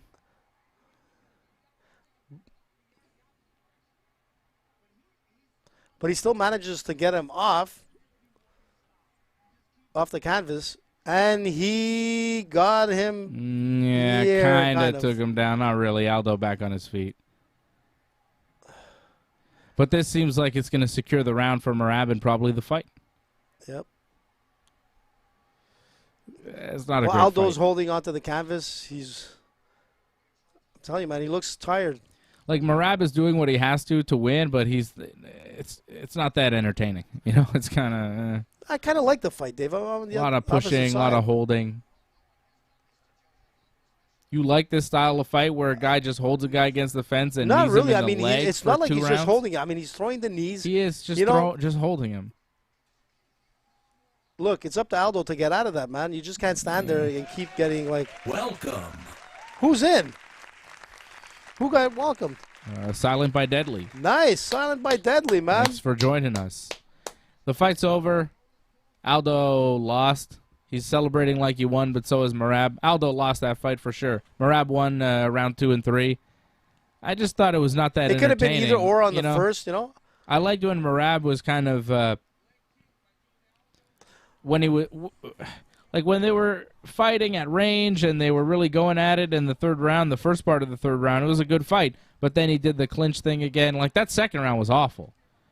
That second round was so boring. I know, but you can it's say not that. great listen, fighting. You can it's say not that great. about. You can you're say that using about the cage. George. You're just holding. It's like But he played you're his winning game, the man. round, but you kind of suck at the same time. No, I kind of like the fight. I mean, you know, he played his game plan, and It's and not it very worked. offensive. You're not doing No. a lot of offense. It's stalling more than anything. I don't think you should be able to stall and win. But it wasn't really stalling, Dave, in a sense. It was. He held him against the yeah, fence. but he was engaging. He was throwing the knees. He He was went like, for the takedown. After the tried. takedown, he just held him and pushed him in the cage Look. and threw the knee. The knees to the leg, I don't think are effective strikes. Man, it did slow down Aldo in the third, so I'm telling you, they took I don't effect. think And look they at him did. walking. He's limping. I'm telling you, man. He's not limping. You can only take so many He's shots walking to the totally normal. to the Charlie horse before He's you go down. walking totally normal. He didn't look normal That's to me, Dave. not I'm limping. telling you, man. That's how you walk. Look at that. Look at his legs, man. They're fine. They're welted, man. No, they're not. Sure, they are. I don't see bruising. anything. I'm There's telling you. nothing. There's bruising. You're seeing phantom bruising because you picked Merab and you just want his fight to be Hey, listen, impressive. man, But no. it wasn't impressive. I liked it. I liked He the won, fight. but it wasn't great. Let's hear this. Merab wins unanimous decision. Yeah, 29-28, 29-28, and 30-27. One judge scoring all three for Merab, but yeah, he won round 2 and 3. Who's that, Dave? I have no idea. Jesus. Yeah, they look weird. The Catwoman, man. Damn. Wow. Wow. Who was that? Now I'm more curious about that than anything. I don't care about that. Squeeze me? I don't know. Look, a lot of respect, man. They're like talking to each other. I'm telling you, man, you know, this is great. Aldo, you know what? He still has a couple of fights in him. I don't know. I mean, at this point, he might be almost done. What the hell is Rogan doing, man? He's stuffing the Rogan micro. is trying to get the microphone in between Merab and José Aldo, but I don't think the microphone is live, so nobody's getting it. What's up with Rogan, man? Rogan is flying high. Look how he's Rogan's just smiling, trying man. to get in between these guys because he's got to do the interview. It's funny, man. Aldo and Merab were just kind of hugging on the ground, and Rogan just kind of put the microphone between them to see if he could catch anything, but he Let's hear didn't. this. Why? What do you think this guy's going to say? I love José Aldo. Nah. It's a dream. Dream to fight José Aldo. Thank you. See?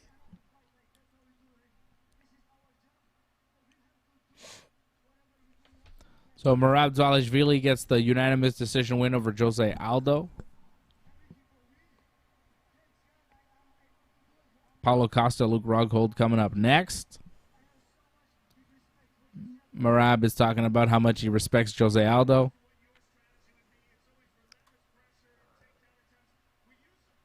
He's tied for the longest active win streak in the UFC bantamweight division now 7. with Aljamain Sterling. Didn't he have Aljamain Sterling in his corner? I, And Aljamain Sterling's a champion, and they're in the same division. How does that work? Sometimes you got to fight, man.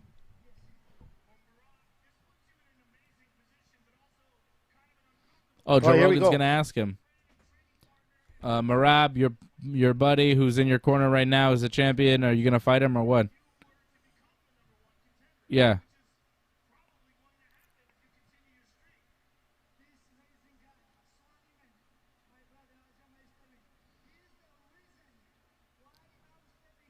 Okay, he's saying Aljamain's the reason why he's there.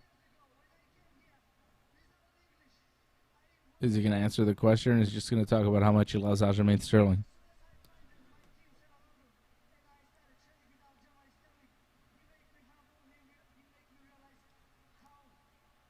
It seems like a non-answer. Is he going to say, yes, I'll fight him, or what?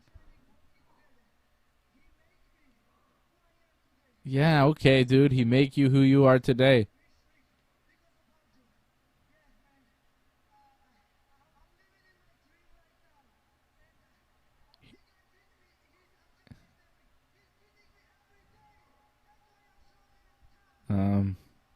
He says Aljamain Sterling beats him every day. And they're not going to fight. Yeah, well, that was pretty cool. All right, they're brothers. They will not fight. Okay. Thumbs up, man. Well, I Genghis guess Khan. Merab is going to have to fight some other guys at bantamweight. And he won't be champion until Aljamain is not champion. That's always a weird position, right? When you're fighting in the same division as a guy, fighting in the same promotion, and he's a champion. Like, what are you going to do? Like, if he's not champion, whatever. You can avoid each other. You can fight other guys in a division. But when he is champion, it's a tough spot, man. what do? There's Chito. Marlon Vera is there. I knew you were going to win, Chito. Here we go. Costa doing, oh, look at that, leg locks. I don't think Costa finishes with a leg lock tonight. I think it's going to be a knockout for Costa. Well, one thing with Rockhold, man, he has amazing like grappling. I'm getting another drink. You want a drink? Get another Coke. You want a Coke? Yeah, you know what? You Give good? me a Coke. Yeah? Give me not the John Jones stuff, like Coca-Cola, please. Sorry, man. Don't take my back, buddy. Don't do it. Ah! Look at Rockhold. He looks so skinny. What's up with that, man? You've got special juice versus like mushrooms. And if you don't know what I'm talking about, like Google it. You'll see. Listen, man, I was a big fan of like Rockhold. You know, I had a lot of expectations and whatnot, but man, he kind of fizzled. What's happening? Please stand by. Just making a few adjustments. Okay, you do that.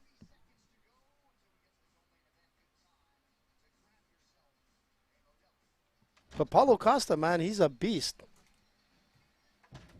Listen, the Vettori fight was a tough one for me, man, because I mean, I went with Vettori on that fight. Vettori? What Vettori fight? Vettori and Costa? Yeah. Did they fight? Are you making a fight up that didn't even happen? When did they fight? Oh, yeah, Costa's last fight. Vettori beat him. It was last year. It was a long time ago. Couldn't go against the Italia, man. Costa hasn't fought in a year? How come? I don't understand, man. It's weird, eh? It was at light heavyweight? Why was that at light heavyweight? Somebody missed weight? I think Costa did. Costa missed weight by like a lot, right? Yeah, I think it was like 25 pounds. if That's I'm not ridiculous. mistaken.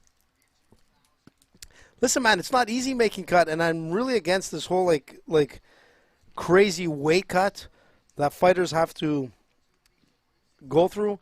I don't know, man. I'm old school, man. Just try to stay like at your natural weight, man.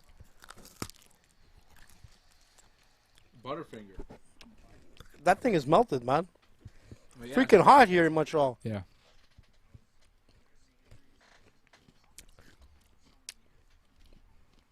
Look at Rockhold train, man. Look at this guy.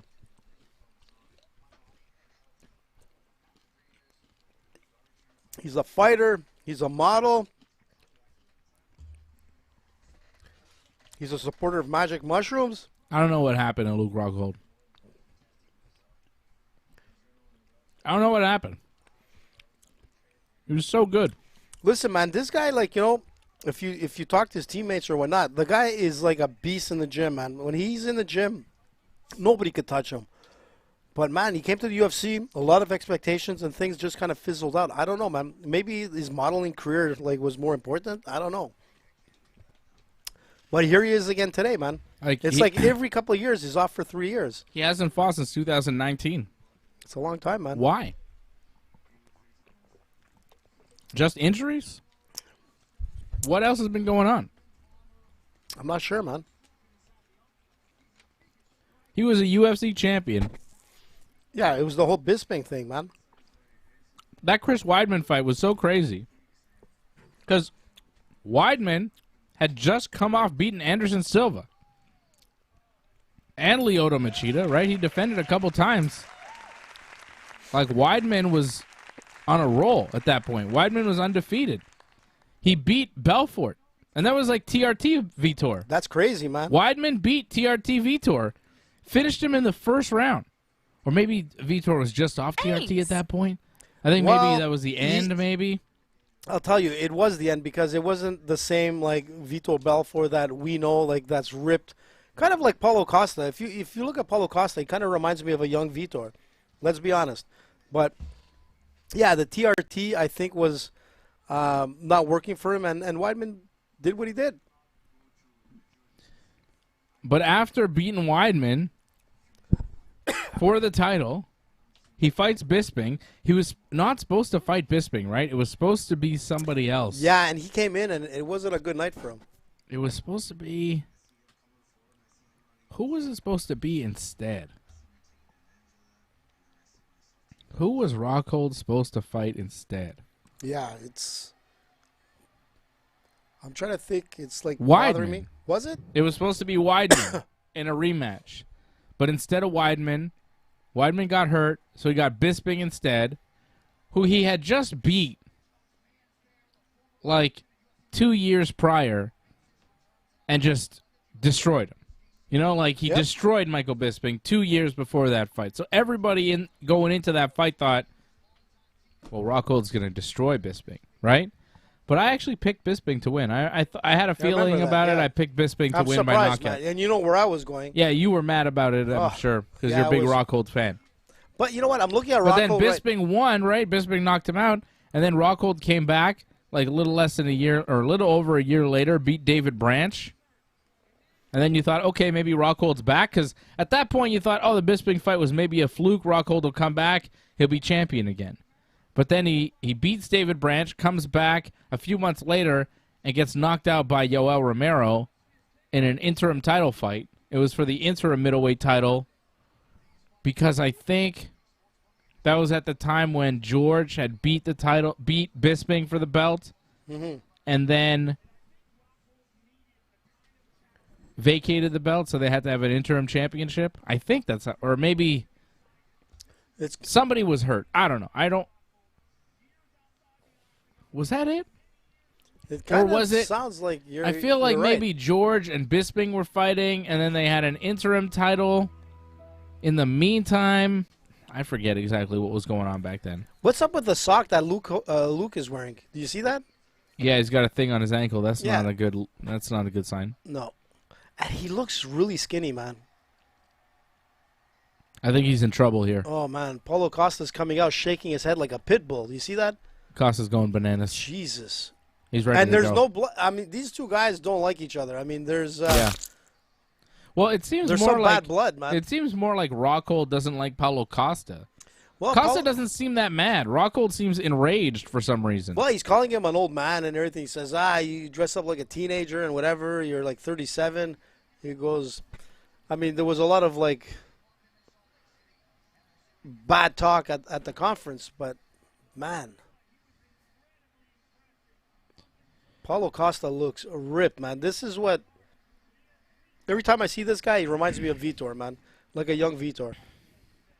Look at him, Dave. Yeah, he's jacked. Jesus. So we have new members tonight. Thank you for the new members. All gifted memberships by Patrick C. Hamilton. Thank you, Pat. Min Kant.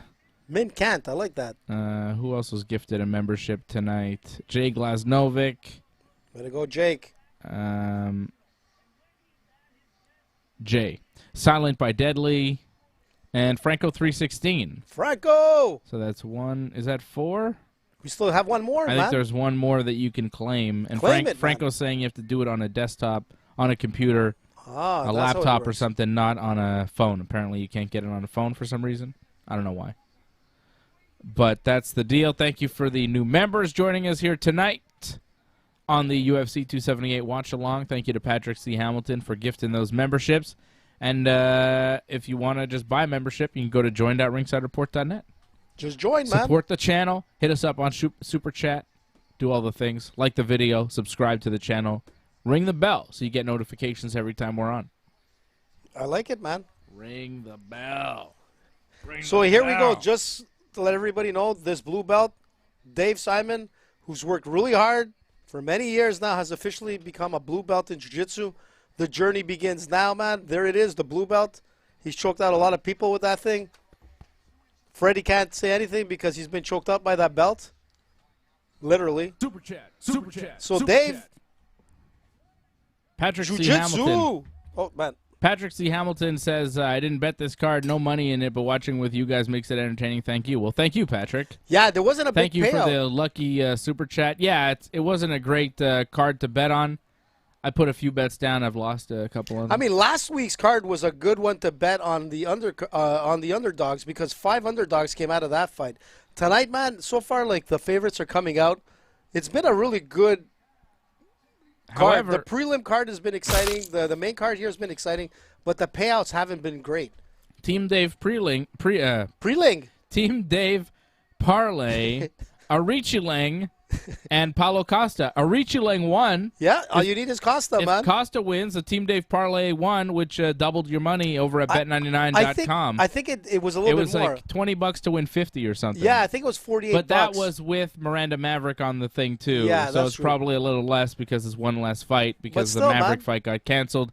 Nevertheless, the Costa Arichilang Parlay should come through as long as Costa wins, which you never know. MMA is crazy.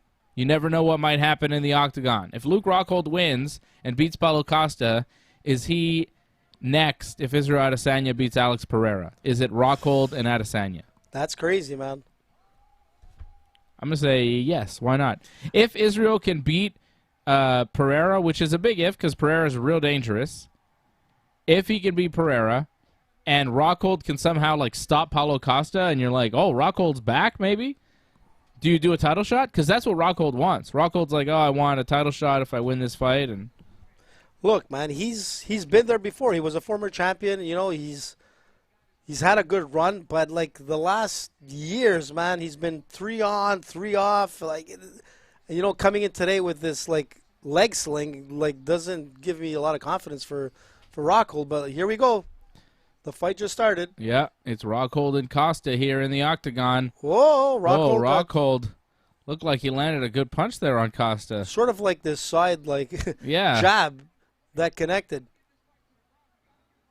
Oh, Rockhold's getting pretty aggressive right off the bat. Oh, nice my punch from goodness. Costa. What the hell happened there? I think Rockhold's hurt. Costa landed it with a short right hand. Man, did he cut him? I think it just wobbled him. Rockhold trying to hold on and get his bearings back, but I think Rockhold is in trouble right now. Jesus, man. Yeah. That just goes to show the power of like Costa. When he got throws big that power. right, man, it damages you. Oh my Oh, God. Rockhold is boy. kind of smiling, saying like it's not hurting him. Yeah, but I think don't know, he's in man. trouble. What Oh. the hell, man? Costa just hit him with a big right hand. Oh, Jesus. The way Rockhold responds to these shots is not good. Oh, Costa with a my. takedown. I'm not sure if that's the best move. Especially on a guy like Rockhold, man. Rockhold's His got good jiu-jitsu's- jiu-jitsu. He does, but he 'Cause knows. Costa was winning standing up pretty good. But I just think he wants to steamroll him here because if he gets the full mount, it's not going to be a good day for Rockhold. He's in a kind of half guard.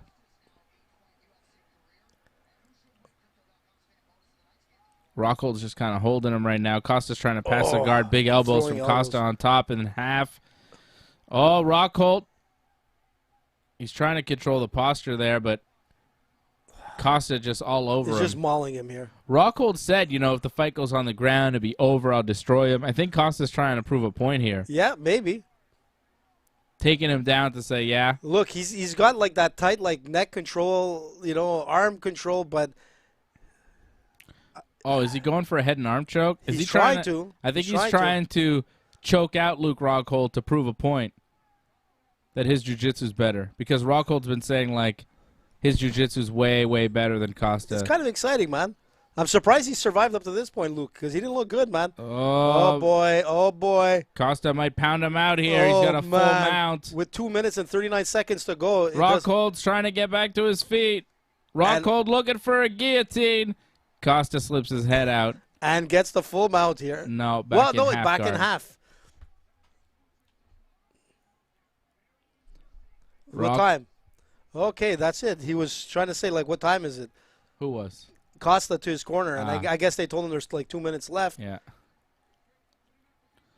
He wants to end them in the first round. Rockhold just kind of holding Costa in his half guard, he's not doing anything. Anything to be offensive. And I think he got the full. Did he get the full? Yes. Here? Costa is just passing into full mount now. Not good. Yeah, Rockhold is bleeding from the forehead. Yeah. Oh, nice spin out. Rockhold spins and gets back on top. Costa gets to his feet, but they're back on their feet now, and they disengage, and Rockhold lands a nice little right hand as they stand and separate here. It was a nice, like, roll to escape, man. Yeah, it was really nice. And that's the thing with Rockhold. Like, his ground game is phenomenal, but he's not looking good here, man. 47-7 total strikes so far in favor of Costa. It's a lot. It's a lot. But let's see who has the cardio, man. Down, though? Costa seems a little like, I tried to finish him, and now I'm tired. Oh, but he's smiling. He's telling him Rockhold going for body kicks. Costa egging him on, but I think maybe those were hurting. I don't know. Rockhold landed a few in a row. Oh, nice spin kick from Rockhold. Rockhold. There's still a minute to go, Dave, man. There's still a lot of time here. He said Costa couldn't deal with adversity like he did. He said, adversity was a big thing that Rockhold was talking about in the lead up to this fight. He said he could go through it, weather the storm, and come back, and he's definitely been through a storm so far in the first round. Can he come back? Can he come back? Because he's down right now. He's bloodied. His face is bloodied. But Costa just kind of holding on to him right now against the fence. Rockhold, despite the fact that his face looks like that, he does seem like the fresher fighter right now, doesn't he? I don't know, man. Doesn't he? It Look looks at like Costa. Mouth open, staggered, walking. Like, I don't know, man. Man, but he's giving the impression that he's, like, totally cool with it. He's smiling. Oh, Rockhold with a big right hand. Costa saying no, but, I mean, your body said something else, man. Uh-oh. That was interesting, man. Well, Costa won that round, but and Rockhold is holding on to his knees, man. He's not moving. They had to, like, get him to go into his corner. That was a lot for him. Yeah, it was a lot, man.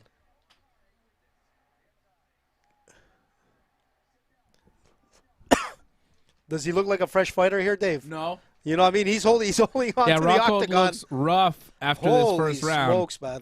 He looked all right during the fight, but as soon as the round ended, it was like, oh, Rockhold looks really tired. Man, he was, like, holding on to his knees like this is only round one, man. Good luck. What the hell, man? Here's the punch. It was a takedown attempt from Rockhold that Costa just stuffed there. But that heavy left that took him. Look, it looked like Rockhold was going to lose that first round. He's still, like, holding on to his knees, Dave. What the hell's going on? He's tired, man. He just fought Paulo Costa and got beat up for a whole round.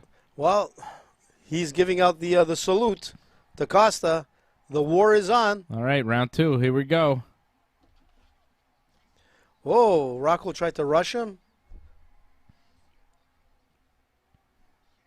Whoa. Oh, nice shot from Rockhold. I think that rocked Costa. That was a big left hand. Costa's on wobbly legs.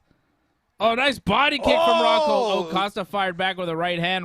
Rockhold going for the takedown. But it kind of dropped him, Dave, there. It looked like it grazed like... You think the right hand? Yeah, But look at this. Rockhold trying to take Costa's back. Oh, Costa back to his feet. That was nice. He's holding on to the octagon. Yeah. Costa now pushing Rockhold up against the cage. This is crazy. This is a crazy fight. Yeah. It's He's closer than grimacing, man. Rockhold was grimacing. I don't know. It's closer than it looked like it was going to be when it started, you know? Like, Yeah. first minute of the fight, I was like, oh, this could be a quick night for Rockhold, but, now a good right hand, straight right from Paulo Costa. To the body That of landed. Rockhold. Oh, nice left from Costa. I think Yeah, to the temple, man. Rockhold looks like he's just. Rockhold, he looks a little hurt. Yeah. Oh, but he's firing back. Yeah, man. But Costa, It's almost like his body wants to throw a punch, but it doesn't want to go. oh, he's taking big, deep breaths. Oh, man. He's dropping his arms. But he's dropping. still firing. But there's no defense, man. No. No defense from Rockhold right now. If Costa could take a big, deep breath and go forward, he might finish him. You know, like just But you never know, man. get a boost of energy and go. Whoa, Rockhold nice with a spinning kick to the body. That was nice, man. It's crazy. It was kind of telegraphed. Oh. Uh-oh, I think I see a bit of blood coming out of Costa. Oh, yeah. What's happening there? Rockhold completely dropped his arms, man. Just standing That's looking at him. fatigue, man. I know that feeling in boxing, man. Like, when you go around, man, and everything is going good, next round comes and you can't lift your arms. Whoa. That's exactly what's happening to Rockhold, man. He's keeping those arms down. His arms are heavy. Boom. Oh, did you see that, Dave? Yeah, that was a head kick attempt from Rockhold that almost knocked Rockhold out. Costa lands a head kick and a nice left hand. But Rockhold is staying in this thing right now. Well, he's a tough guy, man, but he's holding on to his knees. He's holding on to the his knees, octagon. taking a breath. What the hell, man? He looks tired. Yeah. Costa's like egging him on, man. Let's go. This is not going to end well, guys. I can feel it. I think when Rockhold did that, Costa realized how tired this guy is. Yeah, he's tired. And but he realized, like, okay, I could put him away here. he's walking away, man. He's not even engaging. Oh, there's a timeout here. Why is there a timeout? What's this all about? Special timeout. Oh, no, official timeout.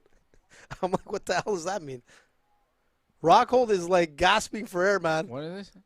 Oh, Rockhold maybe poked him in the eye.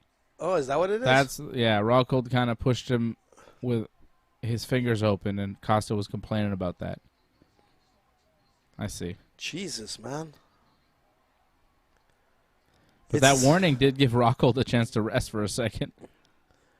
Man, Rockhold is just like walking away from the. Oh my God, spin that was kick close. attempt from Costa almost took Rockhold's head off. Yeah, I think Costa sees at this point. I just want to end the fight. Here we go. Oh, it's over, man. It's over. No, timeout. What happened? Apparently, it was a punch to the penis of Rockhold that dropped him. What? And What the ref, is this? It looked like Rockhold dropped and was done. Let's see But this. the referee saying no, it was a low blow. No, it wasn't. Yeah. No, it wasn't. It was above the waist. Come on. Your dick is not that big, Luke. I don't know. It was close. No, man. That it was went close. It went under, and it got like right underneath the belly I button. think that was a low blow for Paulo No. Costa. The referee thinks so. They're giving don't him a think so. timeout. That looked like the end of the fight. Yeah, Costa looked like he won the punched fight. him. He punched him. Rockhold dropped. Costa threw a few more punches on Rockhold, who was down, and the referee came in. But it looked like a low uppercut from Paulo Costa. What's this? Luke Rockhold is like. Rockhold is like egging on the crowd. He's got tons of blood all over his face, and he looks like he's loving it. What's he saying? His corner's telling him to go They're down. telling him to think and take his time. Don't. They're yelling at him to take I think his they're time. telling him to take his time because he can rest. Did he lose a point? No. I don't think it was an illegal blow, man, at all. I think Rockhold got lucky on this. The fight looked like it was over. But, man, this guy looks so tired. It's ridiculous. But anything can happen now. They got like over a minute, almost 2 minutes They've of rest had time. almost 2 minutes of break here. Woo, this is crazy. Here we go. That was a long break. Is Rockhold rested One- here, or Dave. can Costa take advantage? One big punch is going to end this fight right here. Who's going to land it, though? That's it. Costa or Rockhold? I don't know, man. What the hell, man?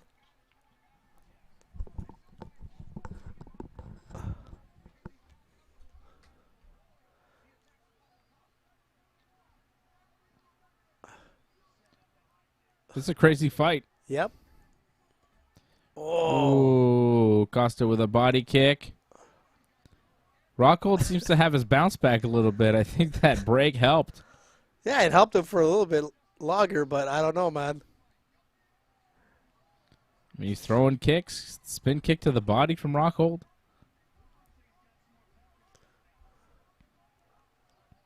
Oh, nice leg kick from Costa.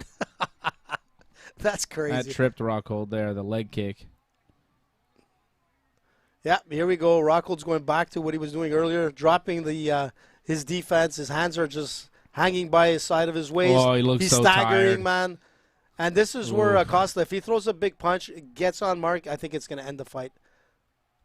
Kick to the body. There's still 20 seconds left to go. I mean, is this going to the third round? He's got no defense, man. Absolutely no defense. Yeah, we're going to the third round. What was Costa doing there? Playing the piano? I'm not sure. I don't know. He was doing like an air piano thing. I have no idea. Oh, there comes the big shots. It's over, man. Going to the third round, ladies and gentlemen. Wow. There goes Rockhold holding on to his knees like as if he's praying. They have to – this is not a joke, guys. While you're watching it, I mean, did you see what he did? His corner had to pick him up by the armpits and kind of like walk him over to the corner. I mean, this is ridiculous. Yeah. I mean – Rockhold is tired, man. If Costa can't put him away here, I mean, he really should be able to. Can he hang for 3 more minutes? I mean, that's the one thing why I like Rockhold so much. I mean, this guy was relentless, man. This guy, he comes out to fight all the time. But when he's on top of his game, he's so dangerous. But, man, it's not the same Rockhold of 2019. Well, no. And earlier, man. It's, no. You know, I mean, he still's got the game, man. He has that determination. He has everything going for him, but he just doesn't have the cardio like he used to. Damn, that's crazy. Here we go, man. Round 3. Rockhold is kind of dancing there. His mouth is wide open. Here we go, third round. Rockhold Costa. Yeah, I think Costa's corner told him, listen, man, just drive him into the octagon and just beat him. I mean, he's won the first 2 rounds, right? Sure. So. But still, anything could happen, man. He There's doesn't still a round need to go. a finish. Oh, Nice left hand from Costa. Rockhold shakes it off. Like, Costa doesn't need the finish. He's for sure won this fight. Yeah, but even if he loses this round. Oh, what happened there? Costa got tripped. Yeah, but this could be dangerous, lands man. On top, and Rockhold jumps on top. Oh, but Costa gets back to his feet. That was amazing. Wow, man. And Rockhold trying to transition real fast into a mount, tried to finish him. Too bad, because in the early days to his feet. In the early days of Rockhold, would have been over. It would have been over. Like, Rockhold would have had that perfect position there, man. But he tried to capitalize on the slip. That was a nice right hand. Oh, it hurt him. Rockhold didn't like that one. Nice right hand from Paulo Costa. But Rockhold survives. And he's holding so on to his knees, man. Look at this. What is that, man? Oh, he's so bloody, Rockhold. Oh, nice right hand again from Paulo Costa. Rockhold looks he's beat up, man. You know what? The ref has got to get in there soon because this might end bad. I mean, Costa needs to go for it here. He's got him. Oh, boy. Rockhold is in trouble. Oh, Rockhold fires back. What the hell? What the hell, man? He got it with like... That's crazy. Just like a corkscrew left, man. Just like a shovel punch. Yeah, man. That was crazy. But it Costa only got survived. Costa mad. It wobbled him, but Rockhold's just kind of walking around, throwing punches when he has the energy to throw punches. Costa is putting his hands behind his back, challenging him to throw a punch. My God. Wow, this is exciting, man. This is crazy. I'd like to see Costa really go for a finish, though. I mean, he's got enough time to do so. Oh, Rockhold tries to shoot for a single. Oh, doesn't get it. No. Costa spins around, takes his back. But Rockhold spins out of it. Now Costa on top, inside control. Jesus.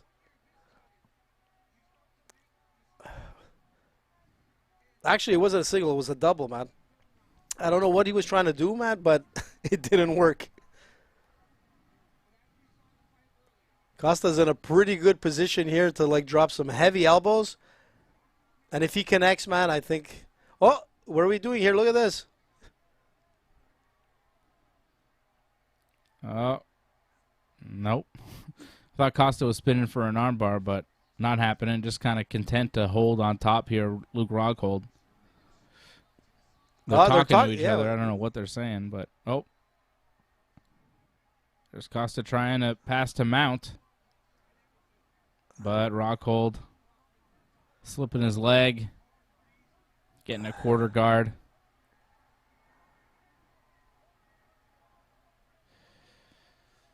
Yeah, Tony Mack says I back Costa by KO. What's going on? Yeah, I mean Costa.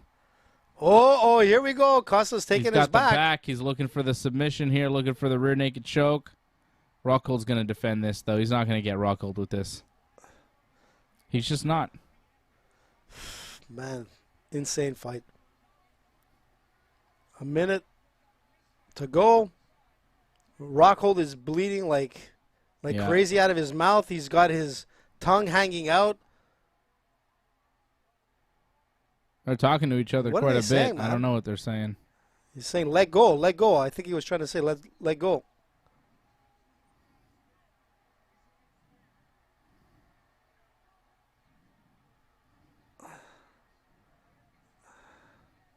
Costa trying to finish a rear naked choke here. They were talking to each other a bit. I don't know what they were saying. Rockhold's getting out of the position. But Costa's following him and staying on his back. Yeah, Rockhold couldn't get out. I don't think he's going to be able, or Costa's not going to be able to get a submission here. Rockhold spins into his guard. He's got to go for the Hail Mary here, man. I mean, Rockhold now on top in Paulo Costa's guard. Oh, look what he's doing, man. He's just like he's smothering him with his all blood over his face. What is he doing, man? Trying to blind him with his own blood. That's weird. That is never crazy. Seen that before. I've never seen that before, man. It's a crazy fight. He's trying to blind him with his blood. Wow. That's well, nuts. If you want to see like a completely crazy fight, this was it, man. This sold it, man. They're going to get like performance of the night. No doubt about it. Rockhold won. Costa won all 3 rounds. For sure. He should have been able to finish, though, you got to give credit to He should have been able to finish. At this stage in his career, if he's hoping to make another run for the belt, like, you got to finish this fight, and he wasn't able to do it. Hats off to Rockhold for staying in there, but he had some rough-looking moments where it seemed like if Paulo Costa just had a bit... Like, if Costa's gas tank was a little bit better, he probably finishes Rockhold tonight. But yeah, look, if he tired out pretty quick. If they didn't go down to the canvas, I think he would have probably knocked him out. He had more than enough time to knock him out. It was like at the 2-minute range, the 2-minute marker, I should say, and they ended up on the canvas. If that wasn't the case, I think Costa could have probably ended the fight. But regardless, man, Rockhold's no joke, man. He's a beast. Like I said, he's a lion when he comes to the training camp. Well, other than this training camp, apparently his coach said he wasn't at his best. But if he wasn't at his best, man, he looked pretty good. I don't know if he can be at his best anymore. No, he's 37 years old. He's been in the game for a long time. It was a good fight, though. Fight of the night. Yep. Fight of the night. Great fight between Costa and Rockhold. Costa should take home all 3 rounds from all 3 judges and get a unanimous decision. Crazy, man. I think that's the end of Rockhold. I think he's going to retire. I think he might retire after that. That was a pretty great fight. Yeah, I think he's crying. He's hugging his coaches. Yeah, I think this is it, man. He's going to announce his retirement. I could see that. Look, man, listen, if you're going to retire, this is a great way to go, man.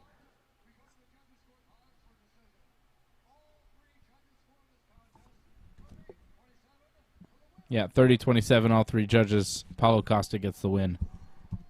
Yup. For sure. Great fight. Great fight. It was exciting. It was crazy. I mean, the end of, like, smothering him with his blood, like, to blind him. I mean, let's hear what Rogan says.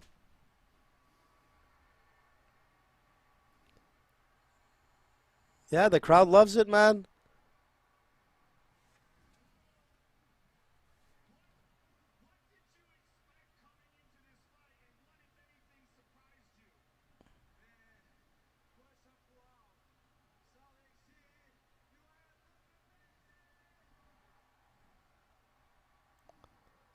All right, Paulo Costa happy that he's won the fight, thanking Salt Lake City. And, hey, Team Dave Parlay won. That's it, man. The money's there. That's another win for the Team Dave Parlay. Team Fred, Team AJ, both losing tonight. Team Fred had José Aldo. Aldo did not win. Team AJ had Romanov. Romanov did not win. Which sucks because it looked like he won that fight. All your other picks have won so far. Yep. Pedro, Costa, Dvalishvili, but not Romanov, so he lost there. And Dave's Arichi Lang Costa parlay came through. So my parlay is a winner tonight for the Ringside Report Network. Not a huge payoff, but you doubled your money over at bet99.com using that promo code Ringside.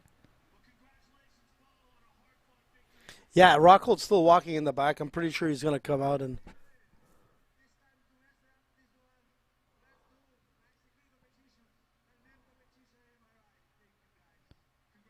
I think, what did he say? Did he say he wants Israel Adesanya? Is that what he I don't know said, Paulo Costa? He was rubbing his abs, and it sounded like I don't know. he wants solid abs like I have, blah, blah, blah. I don't know what's going on with Paulo Costa. But I wouldn't give him a title fight after this. They're talking to Here we go, Rockhold now. Dave. He's crying. He's got his gloves off. I Yep. think he's going to lay him down in the octagon. I think that was the last fight we saw from Luke Rockhold. A hell of a fight. That's a good way to go out, you know? You can't win anymore, but, man, you Listen, man, he you came go out out to on your perform, shield, man. man.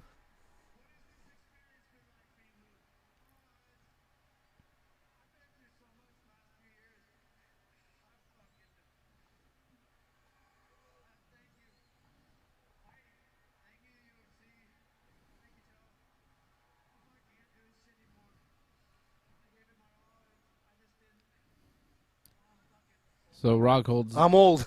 He says I'm fucking old. I gave it my all. I just don't have it anymore. Well, it happens.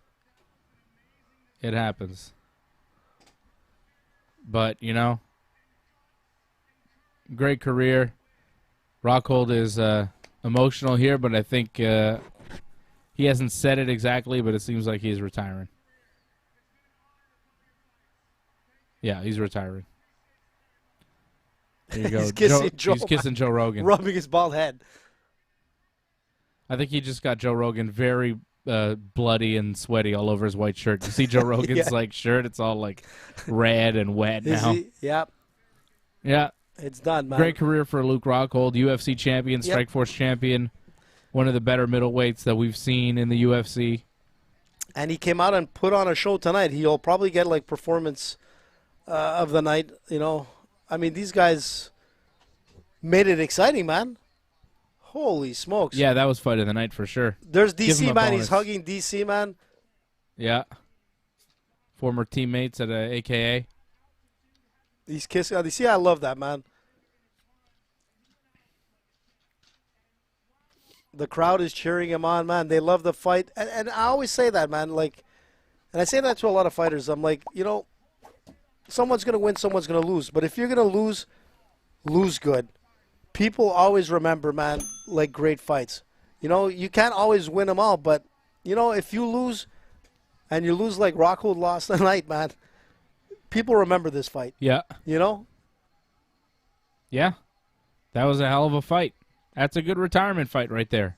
Yeah, it's a good way to go out, man. You know, With the loss, man. Like, he thought that he was going to win. He was very adamant he was going to win. That Costa didn't have anything for him. None of us really believe that. So it's got to be tough for him. But listen, man, there was literally in every round, it looked like he was going down. I kind of think that the stoppage with the apparent low blow kind of saved him, because at that particular point there, it looked like the TKO was just in the process of happening. It looked like a couple of punches more and it was done. Yeah. Rockhold was like turning his back. He was grimacing. Everything was looking like it was over. The 2 minutes gave him that, like, you know, that win. And the third round, man, he came out and, like, he survived it. And, you know what? Kudos to him, man. But what a crazy fight, man. Yeah. People that don't like blood and whatnot, man, this is not the fight to watch because that's all it was. And at the end, man, it was a little bit of a show, but man, hell of a fight. They'll get their bonus tonight. Fight Guaranteed, of the night man. for sure. But again, Costa, he looked good, Dave. He looked good. he looked all right. No, he looked good, man. He fought. Listen, you're fighting Rockhold, man. You're I not don't fighting think- a guy who's not. He's kind of like Diaz, man. These guys don't give up, man, and you can see that tonight. Like anybody else would have, it would have been done in the first round. But listen, you know, I think I kind of agree with you with like, you know, the altitude and all that does take effect. Like in places like Salt Lake City, we saw that with the Olympics. We saw that, like, you know what, a lot of times with other different sports where like your cardio is never like the same when you're not fighting at that altitude and whatnot. That could have been the factor tonight. But I thought like Costa fought well. He looked good. And you know what? There were times that he could have ended the fight, but it just didn't happen. Again, I'm going back to that illegal blow, which I thought wasn't. That kind of saved Rockhold. But you know what? He's there, man. This guy is solid, man. Like, he hurt Rockhold. And now here we come, man. Yeah. I mean, he hurt Rockhold, but he didn't put Rockhold away, and I just feel like But the old Paulo Costa would have been able to do that, and I don't know if he's found that form. I think he had I don't it, know Dave. if we'll ever see that explosive kind of finisher Paulo Costa. He almost had it, Dave. I'm telling you, if it wasn't for the break, that 2-minute break, because of the illegal blow, Maybe. per se, I Maybe, mean, you know, it would have maybe. been over. It would have, Yeah. like, it was over at that point. Look, Rockhold got lucky. You know, I don't even think he realized it was a low blow. I just thought he got a gut punch, and it brought him down. I'm not even sure it was a low blow. It was No, close. it was very high, man. If you can see the slow-mo on it, you can see that the punch. Like he caught kind of- some of the shorts, but it seemed Sure, like but he it caught rolls some it. shorts, He got him in the gut, man. but it hit him in the gut. Yeah, yeah, that's weird. You know, so that saved him. But you know, if it wasn't for that, I think it would have been a TKO like in the making. Maybe. But Usman- regardless, man, it's been an amazing card so far, man. It's been good. Usman and Edwards is about to clean it up. Here we go, man. Can we do it? It is. Are we gonna have a new champ, or we're gonna have like a sort of a record? No, it's not a breaker. It's a tie with Anderson Silva for most UFC wins if he wins tonight. But he's up there, man. This guy is gonna be in the Hall of Fame. There's no doubt about it. Yeah. He's And the even best George fighter. St. Pierre said he's the greatest fighter in MMA today, man. I This think is so. the best fighter in the world. Yeah, I agree. You know, it'd be interesting to see him fight George, but man, it's a different time. Yeah, George isn't fighting like that anymore.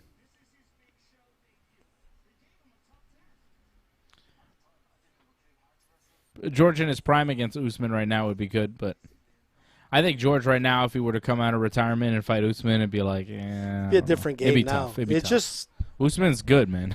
Usman is that good. Usman is so good that I think if GSP came out of retirement, Usman might beat him, which is pretty impressive. well, it's like, you know, you got a lot to do with ring rust and like, you know, not fighting the type of fighters that Usman's like fought against. It's a different game. What you if know? GSP came back to middleweight? Do you think he could hang with Adesanya? Man, Adesanya's he's big, man. Yeah. He's big. He's Stylistically, with the wrestling low. Man, it's Like, it's an interesting fight. What if George dropped down to 155 like he said that he could and fought Charles Oliveira? man. Charles is a big guy for that division. Yeah, but George You know, would be really big and George wrestling would be and power very big. and yeah. I don't know. I mean, technically, like, look, George. I just think like, he we, walks around we saw George away for several years, and then he came back against Bisping, and he looked amazing. Yeah, but So, and I know he's still in shape and everything. he's in I better just shape wonder, now. like, if he came back now, I know he's 40 years old, I think, Yeah, he's 40. but still, he was so good and so far ahead of the game, and he stayed in the game, just not actually fighting. I wonder how he would do against some of the better fighters in the world today, because he's just... He's phenomenal. He's There's a freak athlete, Yeah, he's you a know? freak athlete. And even now, like, you know, you see, like, his training videos and whatnot, and you're looking at this guy, and you're like, It's crazy. this guy, everything he does looks like he's ready for a fight. It's not like regular guys going to the Y or whatever, just exercising or whatnot. I mean, this guy's training regimen, as we speak. Right now, he's probably watching the fight. Like, tomorrow morning, man, he's going to be, like, working out like he's ready to fight a championship fight. It doesn't make sense. He has, like, a phenomenal, like, training regimen. But can he hang with these guys at this point? Man, it's tough. Like, these guys are big now. Like, they're all, like, killers. Not like George didn't fight killers. He fought killers, but it's a different game today, in my opinion. A couple of years makes a huge difference.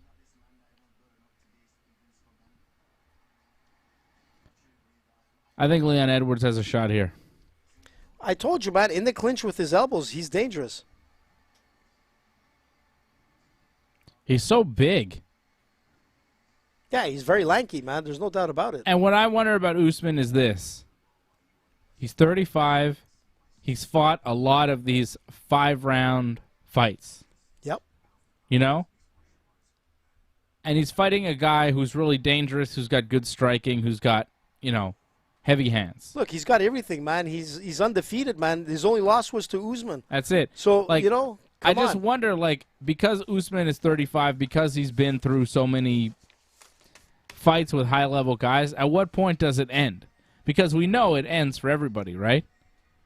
Everybody's got to finish to their career. We saw that with Anderson Silva, man. That's it. We see that with everybody. No one. There's very few that haven't. Like as Khabib, good man. as everybody is, as good as Usman is, nobody has gone on forever, been undefeated and untouchable. Well, so you wonder at what point Khabib, man. is the point. Yeah, but he retired a little early, I think. At what point is the point where Usman looks human? I don't think it's tonight. Listen, man, I don't think it's tonight. I think Usman continues to run roughshod over the welterweight division and, beats Leon Edwards. But there's a doubt in my mind here in this fight. There was no doubt in my mind against Colby Covington. There was no doubt in my mind against Jorge Masvidal. Yeah, but there Colby was no doubt in my mind against Gilbert Burns. Like, there was no doubt in my mind for so many of these fights that we've seen in the past year from Usman. The past few years, a Kamaru Usman fight for me in my mind has been a slam dunk. Usman's going to win. This one is the first one in a long time where I'm wondering. I didn't know Edwards was from Kingston, Jamaica. He's born there, grew up in Birmingham, England. Listen, man, we saw the rise and fall of Anderson Silva. Anderson Silva is the best example. Like, there was a point where Anderson Silva was like, no one could touch this guy. This guy is unbeatable. And then, boom, here comes Weidman. And again, Anderson Silva was winning that first fight. He was winning until he started hamming it up. And that's what happened, is that the confidence was so high that Anderson beat Anderson. And it's a shame. But that was the downfall. Did he, though? Because the wheels fell off right after that fight. Well, he was winning that fight, Dave. And he started hamming it up. And I still remember his kind of low, I don't know what the hell he was doing to come up to throw that right. And he got caught.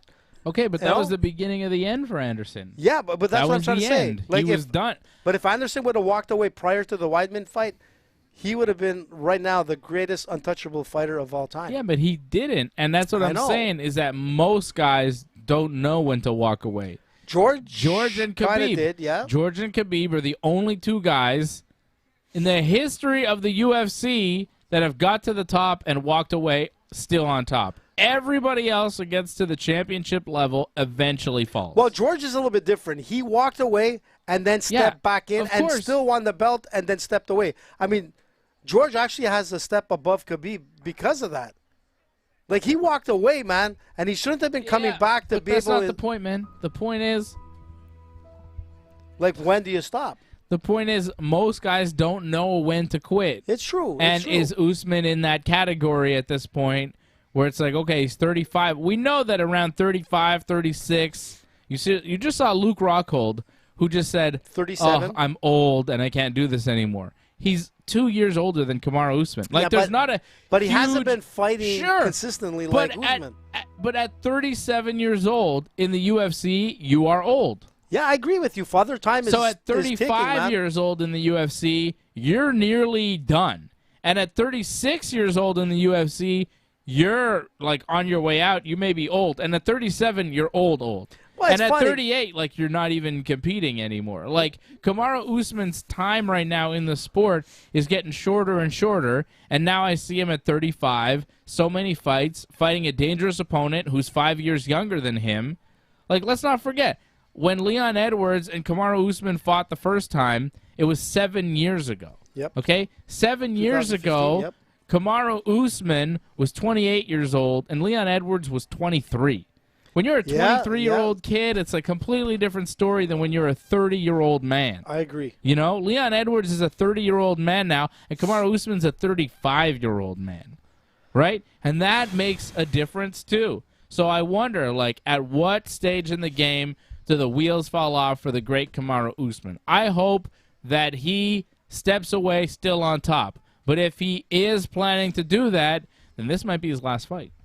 But he's not talking about that. You know what he's talking about? Going up to 205 pounds and challenging himself there. He's talking about going from 170 to 205, right? Not even talking about 185. Talking about 205, jumping the middleweight division to go right up to light heavyweight.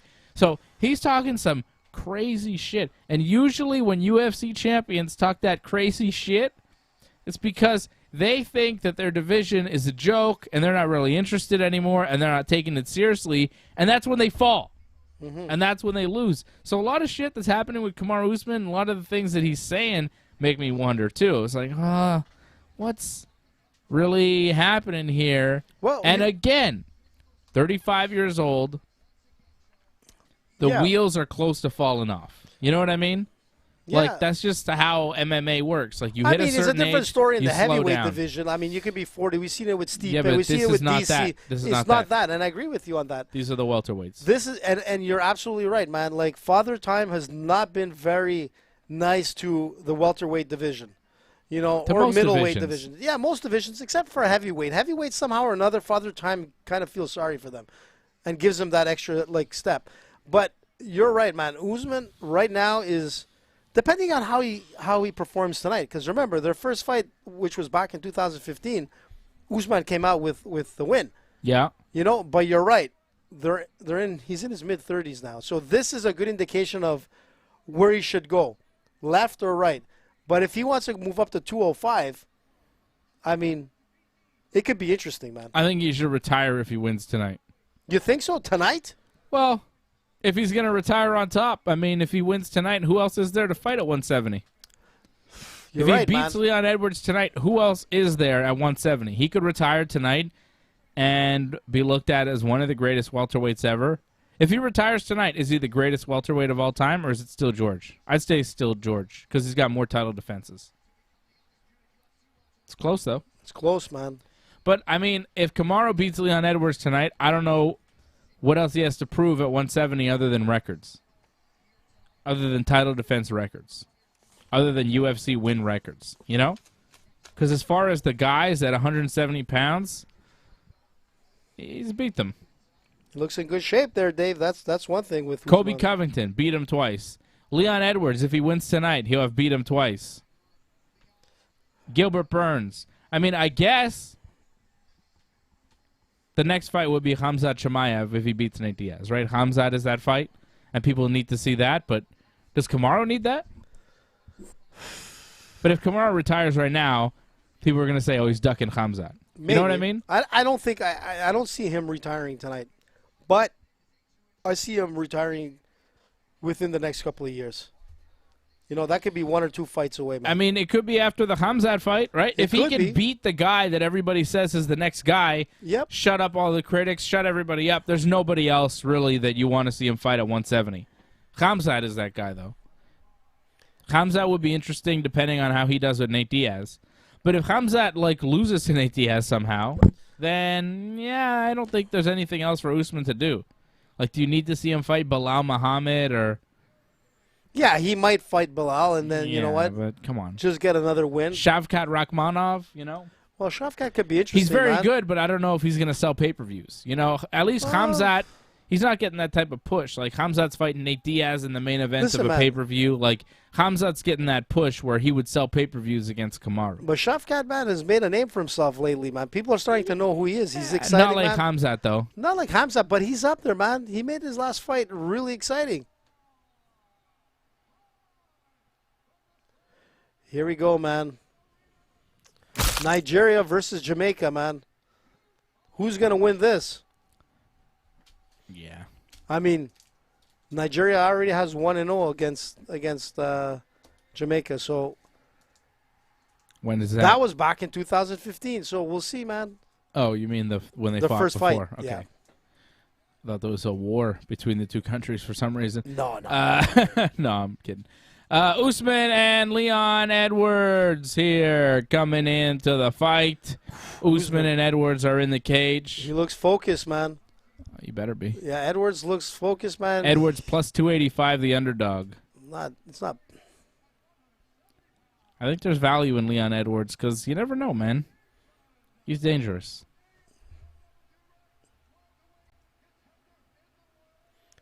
He looks in great shape, man. He looks focused.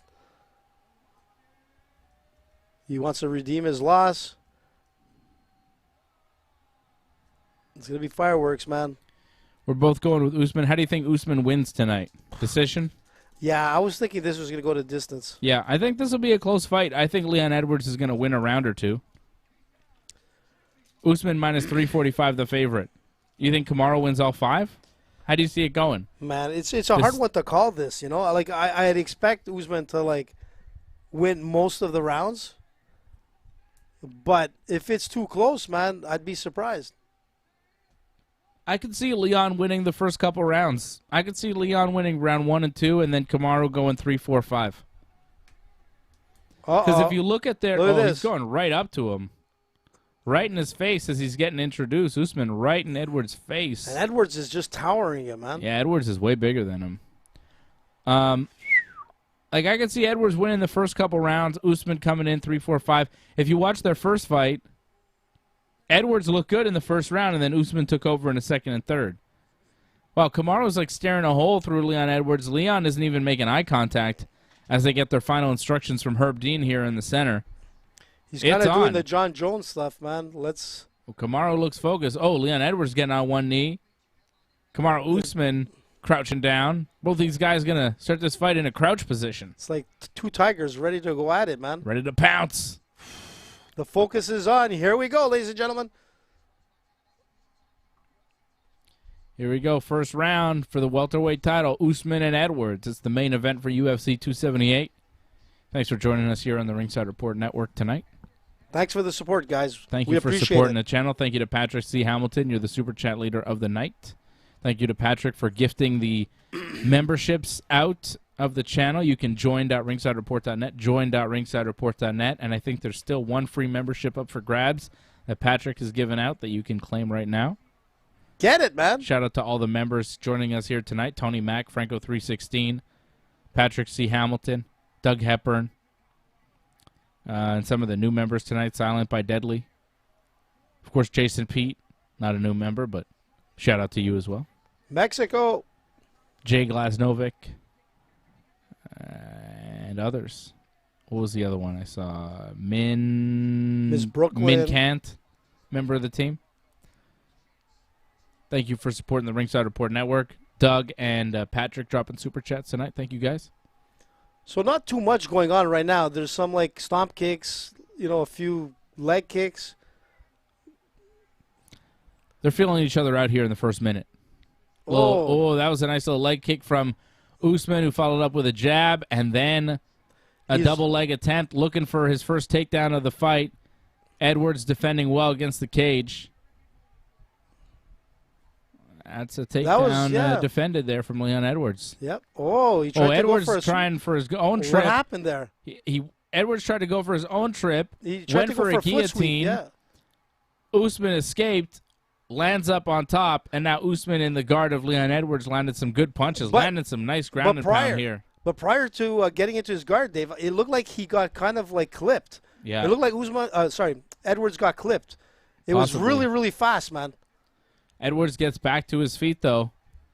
Gets Usman off of him. That was interesting, man.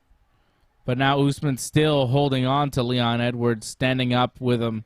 And throwing these interesting, like, calf, like, he's doing a lot of that. He's playing Merab Dvalishvili's game, pushing him up against the fence and throwing the little knees here, but he's actually really going for the takedown. And Edwards is doing pretty good. Defending, but Kamaru going for the takedown, trying to get the back, but Edwards defends well, gets back to his feet.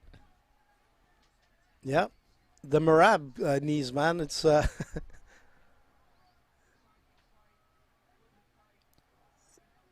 yeah. Kamaru controlling Edwards up against the cage right now.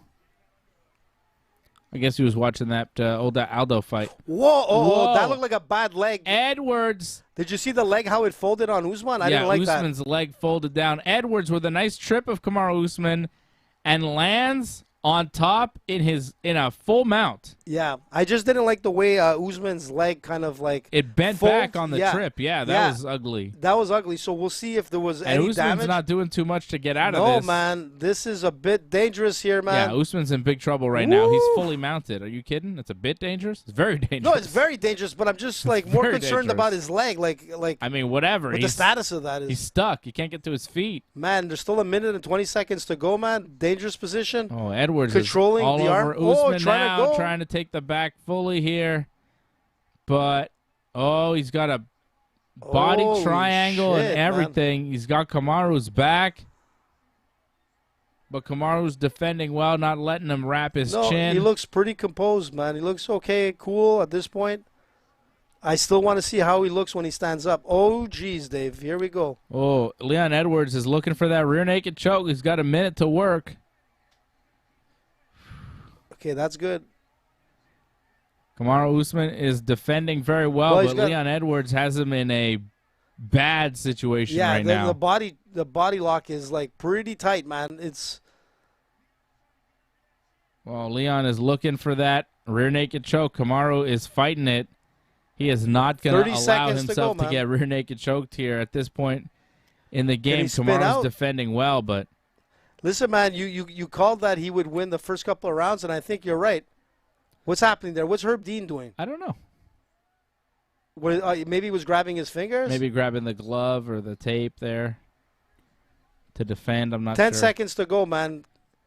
But, yeah, Leon Edwards has good control of Kamaru Usman. But Usman was able to kind of get his back to the canvas. And he's still throwing punches, man. And fight back here, even though he's in a weird body lock position. Wow, interesting, man. All right, let's see how that leg comes to an end. And Usman's jumping around. He looks all right. Round comes to an end, but that was a Leon Edwards round. Round one for Leon Edwards. Yeah, I kind of agree with you on that.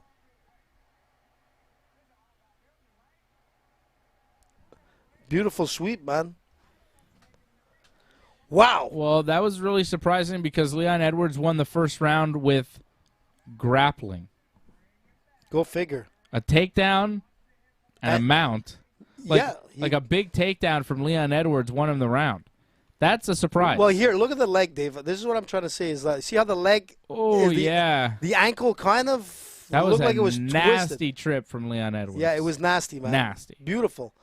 But Usman was able to survive it. He defended really well. It kind of sucks because he lost that round, but he was looking good prior to that point. He was probably winning that round.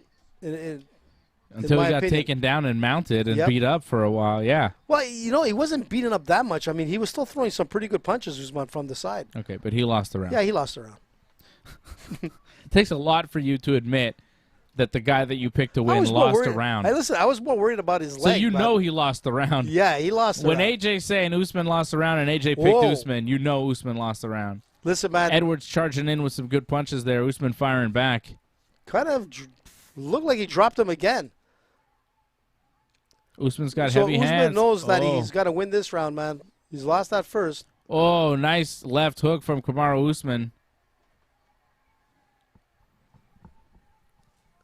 Am I crazy to think that maybe Are you crazy? Usman doesn't want to wrestle with Leon Edwards and would rather strike with him? What? Because he seems to be having way more success striking. He seems to be outstriking what Leon happened Edwards. there? Oh, I don't know. Leon got hit with a punch, and he seemed to be a little off balance. But he looked down at his leg. It was weird, I don't know. I think he just moved into the cage funny. But Kamaru's landing some good punches here on Leon Edwards. Jesus. I feel like Kamaru's having more success with the striking. Oh, yeah. And Leon's having more success with the wrestling, which is the opposite of how everybody thought this fight was going to play out. Well, that's how he won his first fight, right? Was the grappling wrestling game. Who, Kamaru? Yeah. Well, yeah, but that's what I'm saying. He's not having that success now. No, he's not having it now. It's the opposite. What I'm saying is Leon is out grappling Kamaru, and Kamaru is out striking Leon. We didn't see that coming. Oh, he got an eye poke, man. Damn it. Oh, Kamaru got poked in the eye. Damn it. And it was a good one, too. Man, that sucks. I'm sure Dana White is flipping out right now. Let's hope Usman is okay. But, yeah, it was like you could see. Big eye poke there from Leon Edwards. Look at this. Boom. Full thumb in there, Ooh. man. Jeez. What was he even trying there? I don't know. Like, if you, like, it doesn't he had seem like there was an intent to punch or do anything but thumb Kamaru Usman right in his eye. Jeez. Like, that almost looked intentional. I don't know what he was doing Like, Yeah, it was you weird. know what I mean? Yeah, I don't know if he was, like, trying to block or something. I have no idea, but Usman looks okay here. Yeah, the fight is resumed. Yeah, but 'cause that the was momentum- odd. Yeah, the momentum was on Usman's side. Like,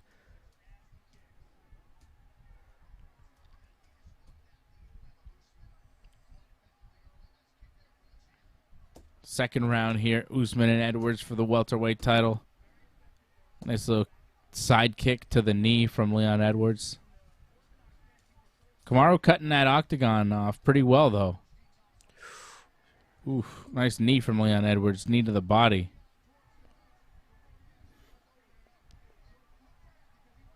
Usman's throwing some nice jabs, always getting in. Yep. Oh, nice left hand from Leon Edwards. Leon looks so much bigger than Kamaru in this fight. He looks so tall. But his physique is, like, so much better than their first fight. That's Yeah. Oh, Oh, another oh, nice oh. knee from Leon Edwards. Yeah, but he kind of got an uppercut from Usman that kind of, like, startled him there. Oh, nice left hand from Edwards. And a nice jab from Usman. So it's like back and forth, man. Yeah. Rock him, sock him. Usman clinching up against the fence again here. Throw those knees. Oh, foot stomp. We're getting the old-fashioned Usman foot stomp. foot stomping him. Uh-oh, who's holding here? Usman's holding on to the fence for control, and Herb Dean got his hand out of there. Usman continuing to push Edwards here in the cage. Yeah, forehead to the chin, man. Back and forth here. This is a close round. Wow, man. Oh, Edwards trying to go going for a double. takedown. Kamaru stuffed it, and now he's going for a choke.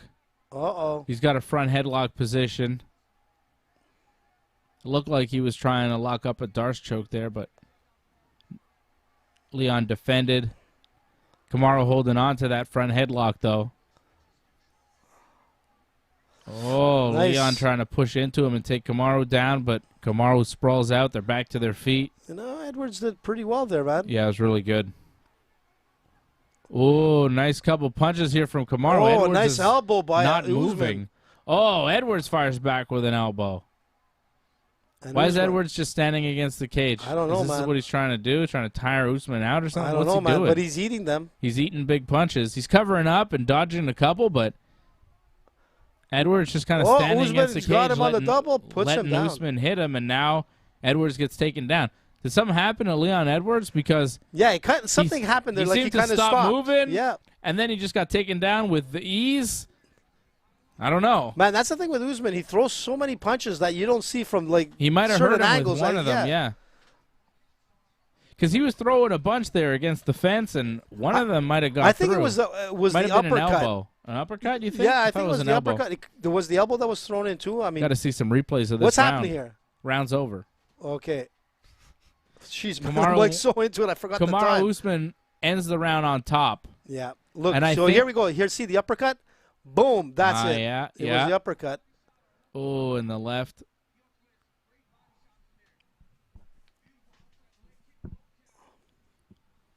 Nice block by Usman. I on that think- punch. Usman did enough to win that round, though. It was a close round, but I think Usman won it. Yeah. Like, even like Landing the on way it top. ended. The The finish of the takedowns. round. The finish of the round seemed like Usman was very much in control of the fight. The last minute and a half was all Kamaru Usman. Yeah, it's one round each, man. I think so. This is going to go the distance, like we said. Usman is smiling.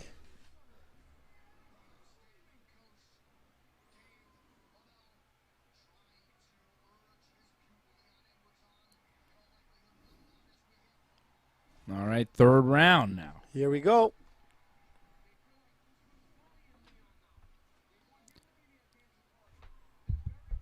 That was a good round for Kamaru Usman. He needed to come back there. Split the first two. You got 3 more rounds to work. I think as the fight goes on, it's more and more Kamaru Usman.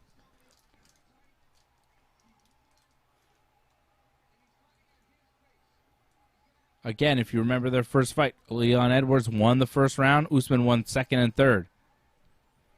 Does it continue here with Usman just taking over? Or can Leon Edwards climb back into it? Man, if it's any indication like the Diaz fight, like the 5th is not the greatest for Edwards. But has he learned from that? You know? We'll see in this 3rd round.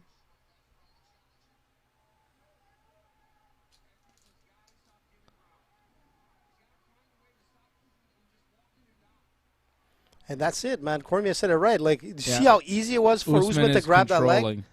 Yeah, it's like and now Edwards he's going in for the takedown. Big takedown from Usman. That was really big because he got that with a lot of time left in the round. And now Kamaru Usman is on top of Leon Edwards and controlling him. Edwards back to his feet, but Kamaru still has a good grip of his body, and he might drag him back down to the mat. Don't grab the fence there, Edwards. Yeah. But did you notice when he went for the takedown, it was like Edwards didn't even react. It was like slow-mo, man. Yeah. So that's what I'm saying. It's the 3rd round. The cardio levels are starting to look a little bit off for Edwards. Edwards taking some deep breaths here as he's getting pushed up against the fence. Kamaru Usman does not really get tired.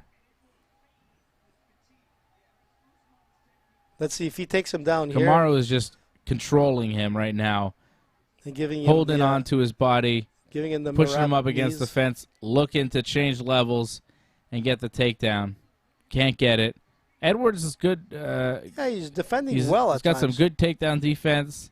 When Usman did take him down, he got up real quick, and now they separate. Edwards is able to get away from Kamaru Usman. Uh-oh, he's doing the alley shuffle, man.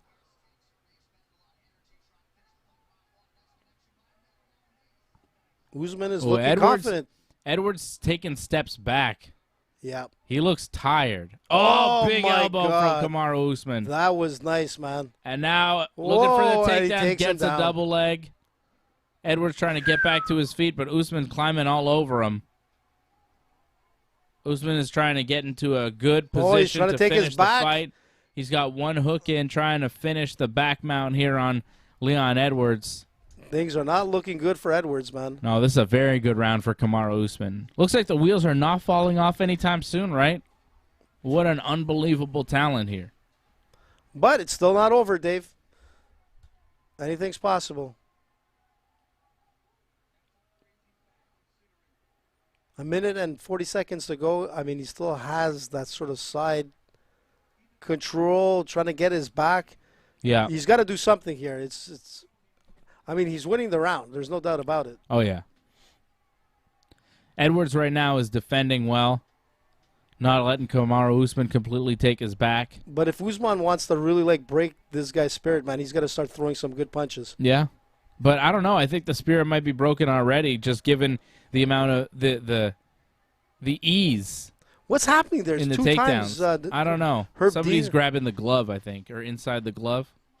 I'm not sure who. Yeah, he positioned towards Edwards, like as if he's. Here we go.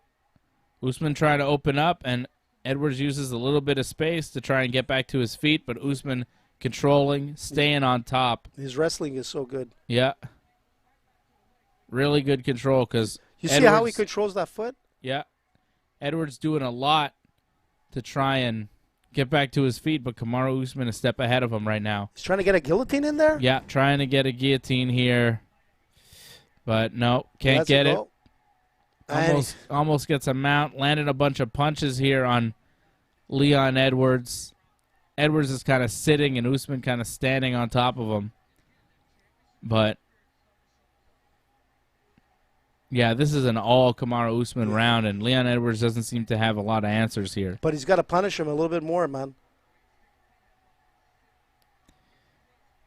Just Leon Edwards seemed gassed out. Oh, big punches. Goodness. As Edwards gets to his feet, he has to eat a bunch of punches Usman from Kamaru Usman.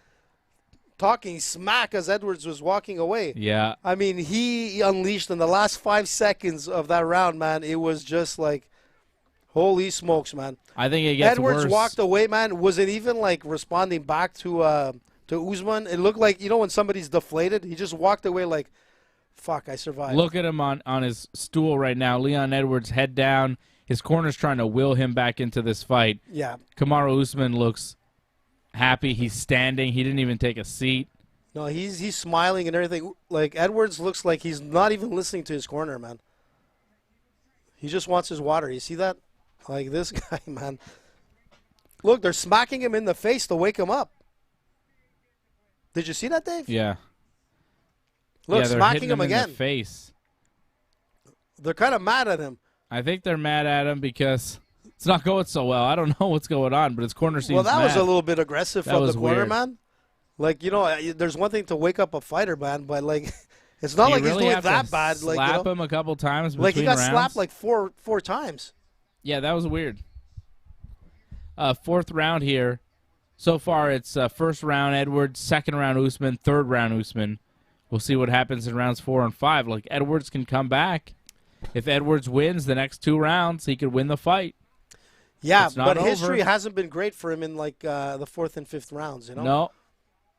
This is Usman's fight to lose right now. He's got a big Wow, advantage. did you see that? That was a nice straight jab from Usman, and then he ducked a big punch from Leon Edwards. Yeah. Like, he's showing he's a few steps ahead here in the striking.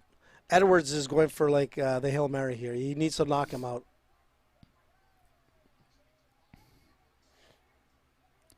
You see on Leon Edwards definitely slowing down here.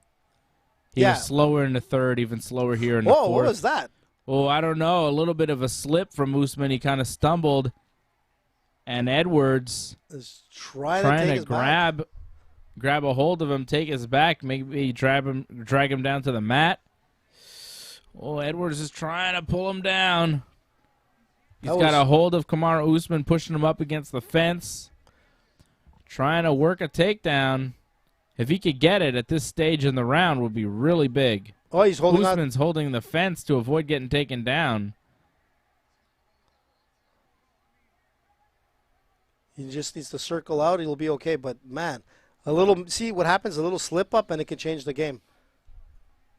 Not that he's in big trouble here. No, but Edwards is controlling him against the fence, and if he gets the takedown that he's looking for, it would be big. Yeah. Yeah, Usman is playing. What happened, man? Edwards just couldn't hold on to him, and Usman just walks away. That's a bad sign for Leon Edwards. Yeah, and look at this, and here we go. Usman fires back. He gets the Just double leg folds him, man. takedown. Folds him like a chair, man. Yep.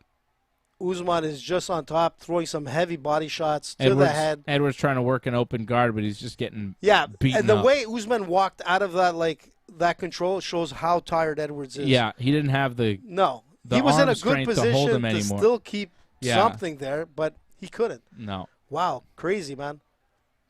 Usman's But got still way more dangerous, gas man. in the I tank. mean, you're in guard here. He's You doing got to be nothing. careful. He's not doing much, He's but doing still, nothing. you never know. Edwards is doing very little with his guard. Not an offensive guard at all right now. Just kind of defensive, trying to hold Kamaru Usman. Holding on for dear life. There's really no attempt to do anything to Kamaru Usman here. Yeah, he's not doing other much. than His try corner, to not get punched in the face too badly. But Usman still dropping elbows from the guard. man, he's like being folded like a chair here. Not good.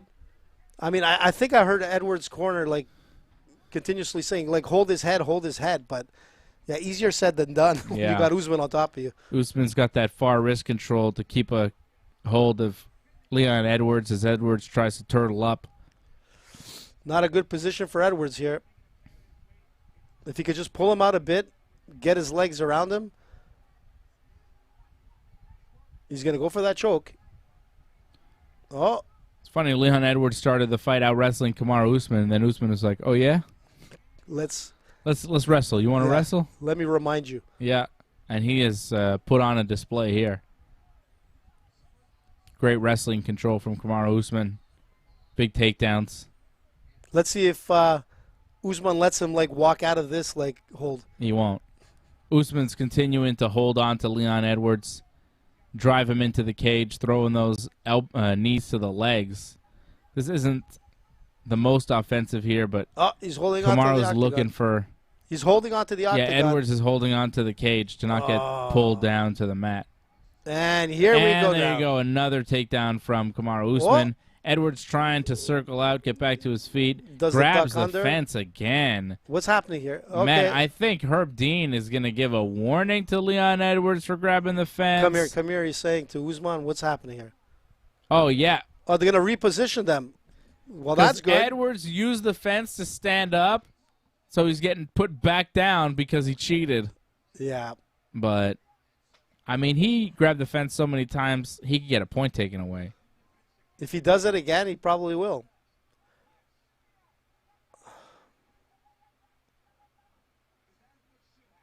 Oh, there he's going again. He's grabbing the fence again. Yeah, he's all over the fence. Yeah, so like, You can't put your fingers in the fence. You could put your hand flat on the fence, but the minute your fingers go into that fence, you're cheating. Kamaru oh, Usman landed some big punches as the round comes to an end here. oh my God, he's eating Another them. round for Usman. Oh, Uppercuts Jesus. and elbows. Kamaru firing away. Yup. Jesus. Wow, that was So an that's, that was an all Usman round, man. 3 rounds to 1 for Kamaru Usman. He doesn't need to win this next round. He's won this fight. Yep. Kamaru Usman has won this fight. It is over. The fight's not over, but I'm telling you. Yeah, but it's still a He's not- dangerous round. I mean, No. Edwards is going to come out firing. He's going to not do gonna everything knock he him can. out. He probably won't knock him I'll out, bet anything. but that's going to be his goal, man. And you know what? When you're throwing those heavy like power punches, you know, and it connects, anything can happen. I don't see that happening. Usman's playing a smart fight, man. This is like all George St. Pierre kind of style fighting right here. And man, Edwards, like it was the third round that deflated him. He's standing up, man. He looks like they didn't slap him this time in the corner. But holy smokes, man. Yeah. Good fight here. Edwards is staying in it. Edwards Wow. is showing a lot, but 18 Kamaru Usman is just that guy. See the attendance, Dave? 18,321, man. Uh-huh. Good crowd for UFC 278.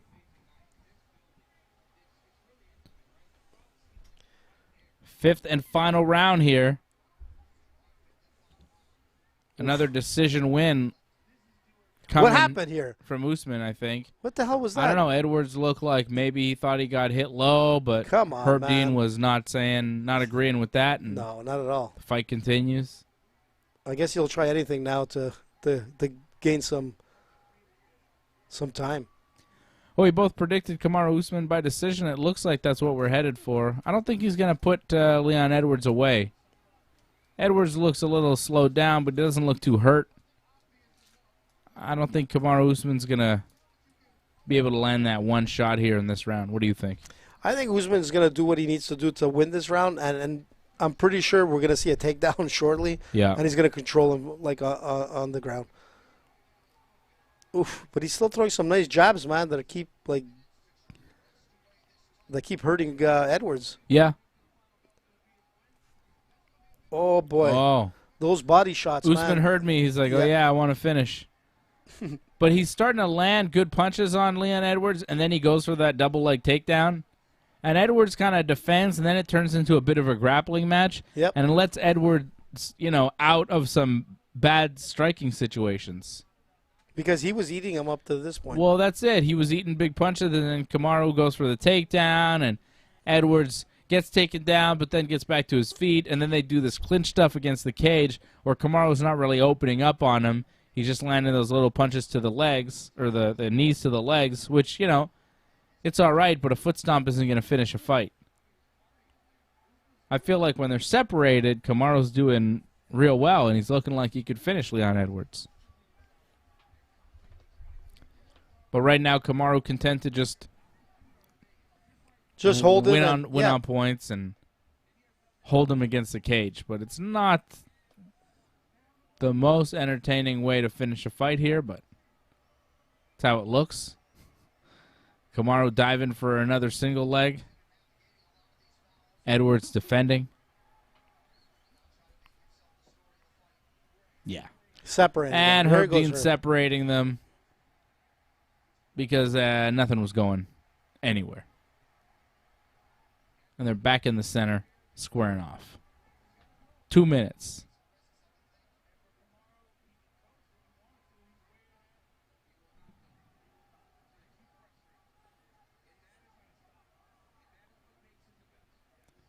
Really impressive performance from Kamaru Usman again. Yep. You know, I thought Leon Edwards would be a real fighter challenge. with Edwards. Oh, low blow, man. Oh, was that a low blow from Edwards to Usman? Yep. Yep. Right in the pickle, man. Breaking the action. The pickle got squished. Which is probably in favor for Edwards here, you know? Yeah, that was a low one there, man. That was... The Leon Edwards fouls looks like he's doing them intentionally. Like, that kick to the balls looked like he was looking for nothing but balls. Yeah, because it kind of, like, went out and then it dropped. Yeah. I mean, it went from the eye poke, like, to holding the octagon to getting... It didn't look like he slipped. It looked like he hit his target, and his target was Kamaru Usman's balls. And before, when he poked him in the eye, it looked like he was just trying to poke him in the eye. Yeah, it's been a weird one and for the Edwards. referee is just like, yeah, Edwards has been cheating a lot in this fight, right? The holding of the octagon. Poke, holding of the fence, he's getting warnings for, doing it multiple times. Kick to the balls that we just saw there. Like, Leon Edwards is getting desperate, I think. And also holding the gloves. I mean, he's been called a few times for like holding the fingers or the gloves. It's kind of a dirty fight from Leon Edwards. But it's a much better Leon Edwards fighting the second time around. Is it? Yeah. I mean, he's better, but so is Usman. That's the thing. I think Usman is still way better than Leon Edwards. Like they were before. Yep. They are still. I'm really impressed. Oh my God! It's over. Holy shit! Leon Edwards. Oh my God! Just kicked Kamaru Usman in the head and knocked him out cold. What the fuck? Holy shit! Do you believe this shit? What? Do you believe this shit? What? I can't believe this. Just as we're talking about, like, he was the 45 seconds away from winning the fight. Do you believe this? Kamaru Usman was 45 seconds away from another title defense, and he got kicked in the head went to sleep. Herb Dean jumped in immediately because Edwards was out and Usman was out. Dude, I almost choked. It was over. What the hell? I was just talking about how impressive a performance it was for Kamaru Usman, still doing it, continuing to dominate. What happened That was a there? dominant fight from Kamaru Usman. Leon Edwards just said, oh, yeah, here's a left head kick, and it put Kamaru's lights out, dropped him, put him to sleep. What a mistake, Edwards didn't have to follow up with punches, nothing. One kick, he knew it was over. Herb Dean steps in, new UFC welterweight champion. Oh my Leon God. Rocky Edwards. Is that crazy? Shit, that's a Rocky story. Holy shit. Dude, he was 4 rounds to 1, man. He was winning this round. Yeah, Usman won round 2, 3, 4, and he was winning round 5. Up until that kick, this was Kamaru Usman's fight, and he just got one kick. I was like, this won't be a finish. Usman's got this in the bag. Everybody thought it was over. Nope. Leon Edwards with one kick just changed MMA. Wow. Holy shit. Man, did you see the reaction from Rogan, Cormier, and Anik, man? It's like, I mean, everybody is flipping out, man. I mean, this is like such a shame for Usman because he won this fight up to like 45 seconds left. He made a mistake. He slipped, didn't have his hand to protect himself from that like high kick on the money. Ronda Rousey, here we are again, man. This is it, man. You lose. And it's a shame, man, which is a great thing because we're going to see this fight again. We're going to see this fight again. Immediate rematch. Immediate rematch. You have to. You have to. Because it was one kick. That was Usman's fight. He won that fight for sure. But not only one. One kick. He was dominating all the last rounds, man, up to the kick. He made one mistake. That slip, he dropped too low, didn't cover his head, and he walked right into the kick, man. Like I said, man, Ronda Rousey, here we are again. That kick. Oh, my God. Man, okay. You know what? Edwards got lucky, but he is the new champion, ladies and gentlemen. He's the new champ. And you know what? Did he get lucky? Yeah. There's no luck when you throw that kick. You knew what he was man, doing. I told you going into the fifth, he's going to throw everything he can to knock him out. There is no luck. There is no luck, but there was that luck, I think. Sometimes that favored Edwards. Sometimes it was a you mistake. throw that one strike, and that's all you need. Listen, man, that's why in football they go for the Hail Mary, man. This was the Hail Mary, and it paid off. Touchdown.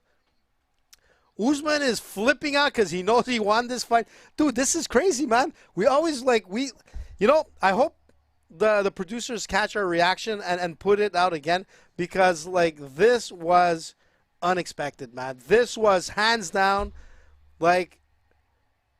man, the bookies are going crazy right now.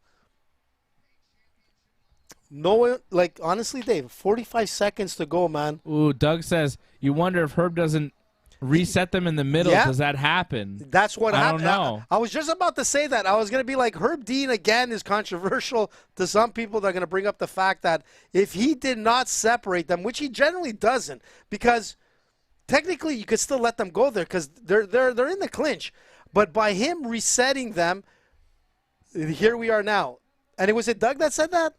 Yeah. He's right, man. He's absolutely right. I was about to say that too. I was just thinking, you know what? If Herb didn't reset them, would this have happened? Probably not. Okay, so what? Oh my God, he did it. He did it. Leon Edwards is the new welterweight champion. Listen, man, they're 1-1, and you know what? This whole fight was. Look, I'm gonna say again, Amanda Nunes fight. That first fight, the first round was all Amanda. You called it. She lost. But I told you, man, the second time they meet, it's going to be a different story. They will fight again, and I'm pretty sure Usman is not going to wait till the fifth round to end this fight. Because Edwards knows that Lady Luck came on his side, man. Let's think about it, Dave. Yeah, because watching that fight, even though Leon Edwards is sitting here as the champion and I don't want to take anything away from him, watching the fight, I still feel like Kamaru Usman is the better fighter. By far. He won all the last 4 rounds, man. But none of that matters. Technically. Because he went unconscious. He got put to sleep with one kick. Dude, but that was so crazy. He walked into that kick just like Anderson Silva kind of walking into that hit. Ronda Rousey, man, it was a mistake. That was like an Anderson Silva, Chael Sonnen comeback type of fight, though, where Anderson was losing all the rounds. And then, in the last minute of the fight, he gets that rear naked or triangle choke armbar, and then he manages to get Chael to tap. Anderson was for sure on his way to losing a decision, and in the final minute, he manages to get a finish and win. And that's why you always have to keep your guard up. The fight is never over. It is never over until it's over. And Leon Edwards somehow, some way, managed to get that head kick knockout with 45 seconds to go and finish Kamaru Usman. But, people were saying, well, Khamzat's got next. I don't know if he does. No, I don't think so. I think Leon Edwards and Kamaru Usman has to be an immediate rematch. You have to run it back after that fight. Man, this is a crazy night. I'm sure Dana White in some ways is probably happy that this happened because the next fight between these two guys is going to be massive. And you know what? It's a shame because Usman won this fight. In some sense, he won this fight. But that 45 seconds, here it is. You see he won most of it. Watch how he slips, Dave. You see how he drops? He slips, makes a mistake, covers the hand, and doesn't cover the foot. He didn't. He walked right into that kick. Yeah. Same thing like Ronda Rousey, man. It's the same thing. Look at the kick. Rousey, same thing. Walked into it. So Edwards threw a jab. Kamaru dodged the jab. His head went down, and Leon followed up with the head kick. I mean, you said that was luck before. That's skill. That's no luck. That's Leon Edwards reading the situation. He set him up. He set him up for that. Yep. And the thing is that, like, Usman should have... Look, Doug is right, man. If they weren't reset, it would have been a different outcome. Maybe. Yeah, I mean, and I'm sure it's going to come up, like, at the conference. We're going to hear the conference right after this fight. For sure. Like, people are going to get on Herb Dean's back, And Herb is probably saying, oh, fuck, man, I'm in the hot, I don't know. In the hot seat again. I don't think so. Dude, yeah. I mean, come listen, on. man. Listen. We didn't argue with the separation at the time. It was there, but we weren't arguing, but it was a bit weird that he did reset him. He just went with the crowd that was like hissing and whatever, and either or, Usman lost tonight, which is an unfortunate way to lose because he technically won this fight from the second round to the fifth and the 45 seconds, that kick, and it's all over, man. And, man, Edwards' team, back home, man, they were flipping out. They were celebrating big time. I mean, come on. That was one of the biggest comebacks in the history of the UFC. Leon Edwards was losing that fight. Look at him, man. He was celebrating. 45 seconds away from the Super Bowl, losing a unanimous decision it's crazy, man. to Kamaru Usman.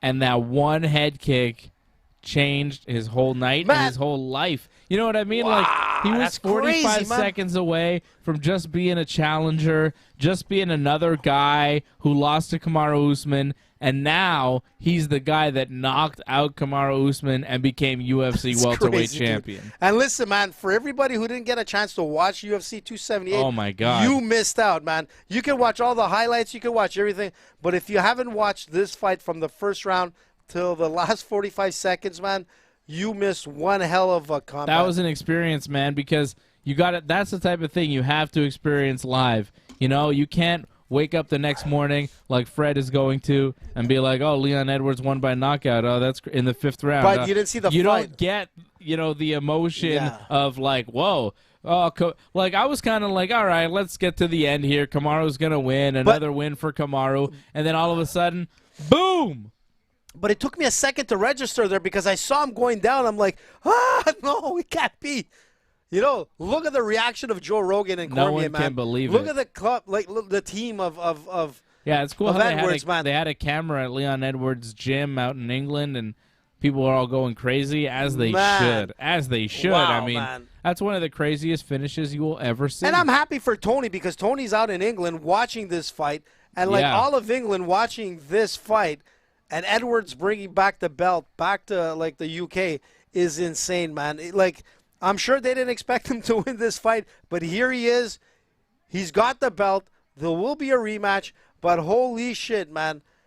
This is one of those fights just like back in the days when I saw Tyson go down Tyson lose to Buster Douglas. It's like one of those where you had to be there moment. And this is it, man. There was nothing but crazy respect for Usman throughout this fight. The first round, he lost, but you know what? It was that takedown that really did it to him. But, man, the second, third, fourth, and fifth, he was winning. Usman is pissed. He's kind of limping on that leg. I told you there was something wrong with that leg. Maybe there was something that happened in that first round with that leg. Does Usman come back and win and regain his seat on top of the division, or was that his Anderson Silva moment where he was doing good and then he gets kicked in the head and the beginning he of gets the end? knocked out and then it's you called it. You said it earlier, man. I mean, that's it, man. Everybody's got an expiration date. Was that his expiration date? What is this? What are we seeing here? How come I'm stuck in that? Oh, this is our reaction? I don't think there's sound though, is there? Look at my face. Oh, my God. I'm like, oh. Yeah, that's our reaction. Crazy, Dave. Oh, that's cool. There's no sound. Maybe look, I'm all choking there, man. Oh, I just spit all over the place. I was choking. I couldn't believe it, man. I don't know if there's audio for that. I'm not hearing it. What the fuck?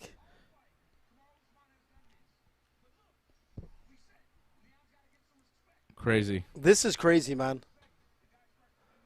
Crazy. Listen, man, ladies and gentlemen, UFC 278, man, it delivered. Yeah. Look at the reaction from the crowd when this happens. The crowd was like, Look at this. what? They're like, boom, watch this. The The crowd cameraman could not believe it. I mean, come on. Like you at this point That here, was a moment. you know that Usman's winning the fight. And then right here, man, he slipped and dropped his head and walked into that kick. Now, that's the problem, man. Shin bone. Look at the crowd in the back. It's like, what? Cannot believe it. Even like Edwards couldn't believe it. Like he walked away like, holy fuck, I pulled it off. I can't believe I just did that. And that's what it comes down to, ladies and gentlemen, man. He went for the Hail Mary, and he won the Super Bowl. Holy smokes, man. That's crazy, What a man. fight. What a night. Kamaru Usman goes down to Leon Edwards. Listen, man, if you got to rate this card, you know, on 10, I'm going to have to say it's an 11, man. You know? I'd give it a... I got to give it an 11. Man, he pulled the rabbit out of the hat, man. He pulled the rabbit out of the hat. The last two fights were really good, but the first three fights were kind of Oh, they were good, Dave. I liked them. They were exciting. I mean, the they were there. Pedro Hunsucker fight was quick. It was all right. But Pudilova, Wu Yanan was all right. The Merab and José Aldo fight wasn't very good. It was kind of boring. I didn't love it. I kind of liked it. I mean, you know, he played his game and But he for won. me, a pay-per-view has to have a little bit more name value to get like a 10 on 10. But this is a 9 on 10 because that Costa Rockhold fight was amazing, and that Leon Edwards Kamaru Usman fight is a fight that will live on forever because Kamaru Usman lost, and the way he lost, and the way that Kamaru was winning that fight up until the last 45 seconds when he got knocked unconscious with a head kick. I mean, that's one of the craziest things you will ever see in the history of the UFC. Acme Toon says 11 is a stretch. I think so. 11 on 10 seems like a stretch. I'm going with 9 on 10, which is still a very high mark because the last two fights were just insane. And this Usman-Edwards fight was crazy because... Regardless, man, it's up there, man. It delivered. I mean, it had everything you could ask for and more. And it brought out something that no one expected was that 45-second loss. And you know what?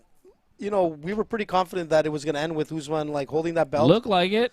But you never know, man. And that's the beauty of the UFC, man. You know, there's very little draws in this sport. I mean, it does happen.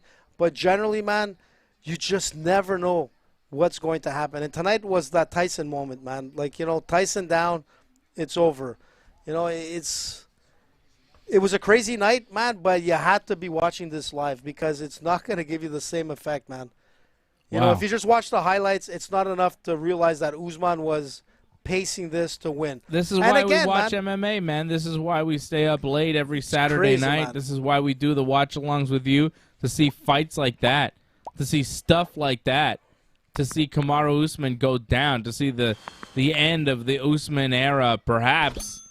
And, you know, when he was winning that fight so far ahead, he won round 2. He won round 3. He won round 4. He was winning round 5. It was about to be a 49-46,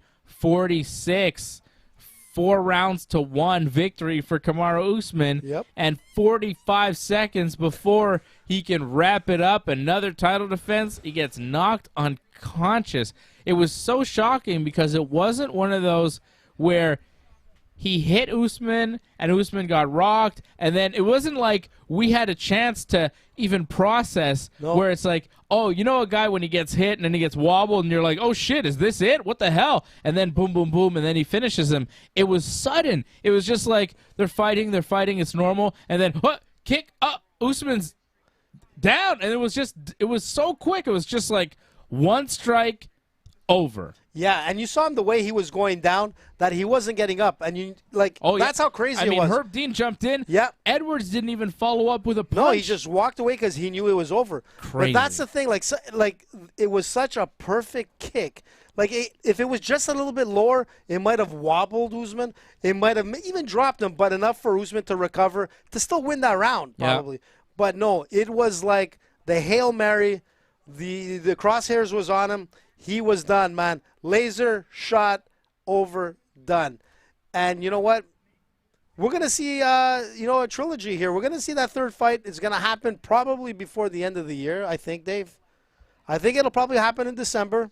It'll be one of those end of the year, like. I don't think so. You don't think so, End man? of the year, man. We're almost in September. It's yeah, too but I'm soon. talking like December. Usman just got knocked out. He needs Dude, to take like a year off. Well, he'll probably Next summer.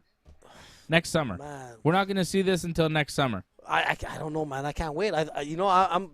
He just got knocked out, man. Listen, 60 days. You can't get knocked out like that and then come back and fight in December. If he does, he'll get knocked out again.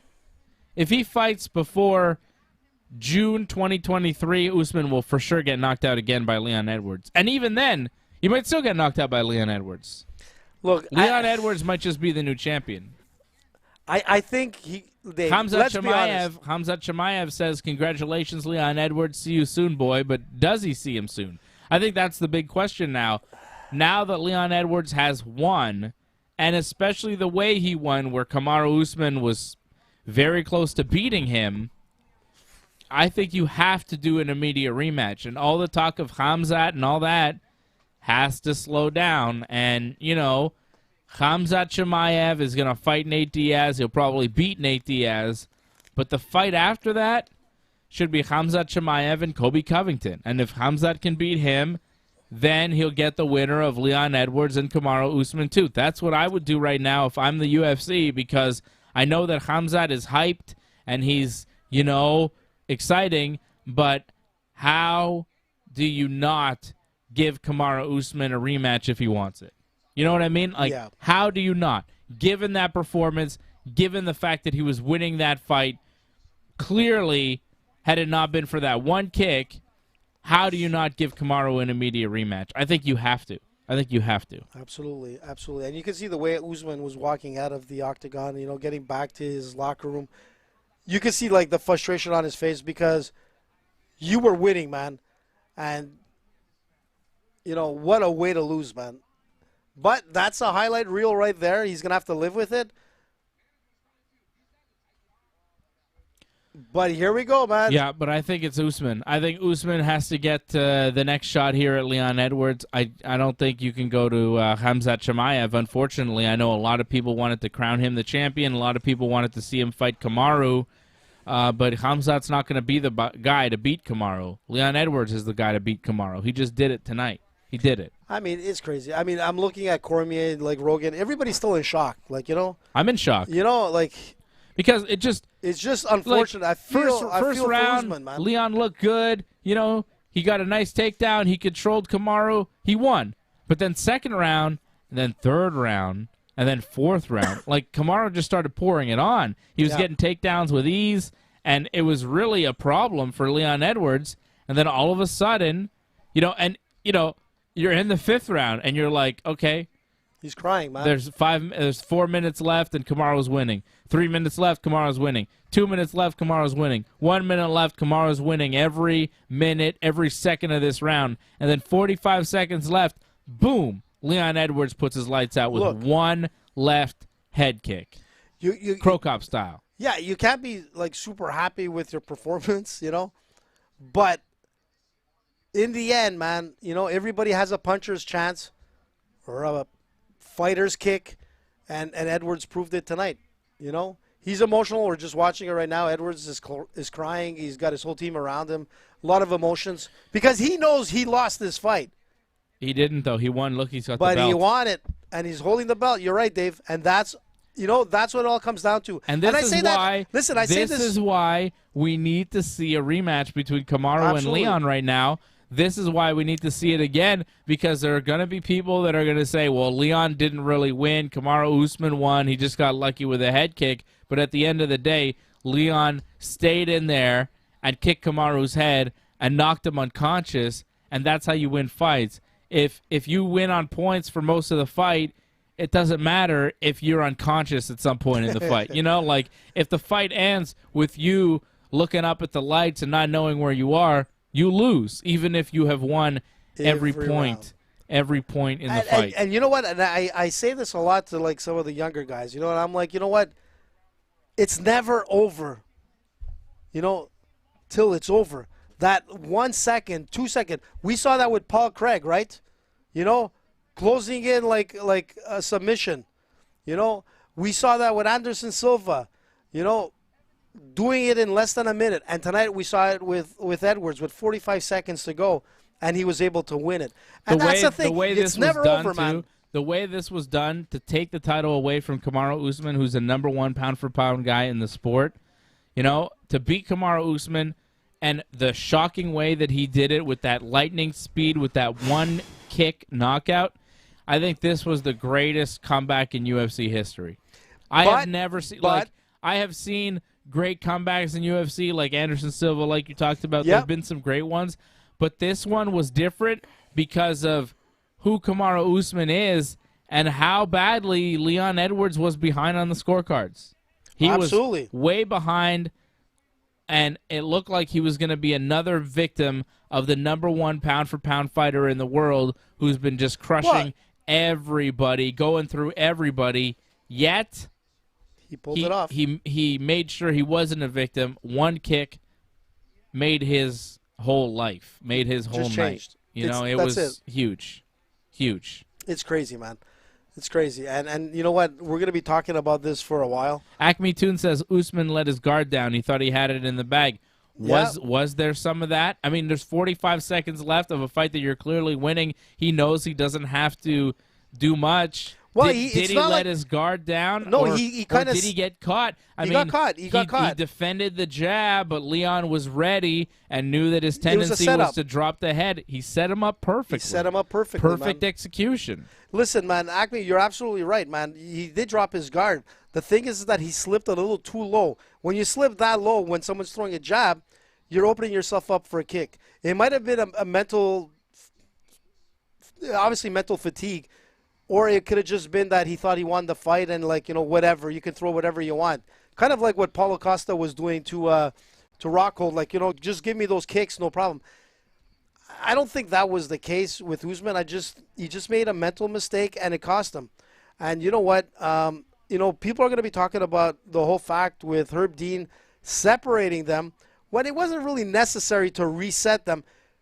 That was, you know, something that could be a possibility to him losing this fight. Because if they were still in that clinch, Usman was probably going to hold him, control him, and probably put him down again at some point. But you know what? It's there's going to be a bit of controversy to this win. You know, and it does have some substance to it. Leon Edwards did cheat a lot in the fight. He did. Like a lot of fence grabbing. He could have had a point deducted for some fence grabbing at a certain point. Numerous. I mean, he grabbed the fence so badly to get up that Herb Dean made him sit back down. Yeah, and to restart that position. Yeah. The eye poke was suspicious. The kick to the balls, too, in the 5th round was suspicious. The finger grabs and the glove grabs, like when they were when they were grappling. There was a lot of things that were not, you know, in favor of Edwards, you know. But in the end, he's holding the belt, and you know what? We're going to see this fight again. You know, I really feel for Usman because, you know what, when you fought such a good fight, and he was fighting a smart fight, a really, really smart fight, it's a bad way to lose. And I'm sure he's going to be the first to say that he wasn't happy with Herb Dean resetting them.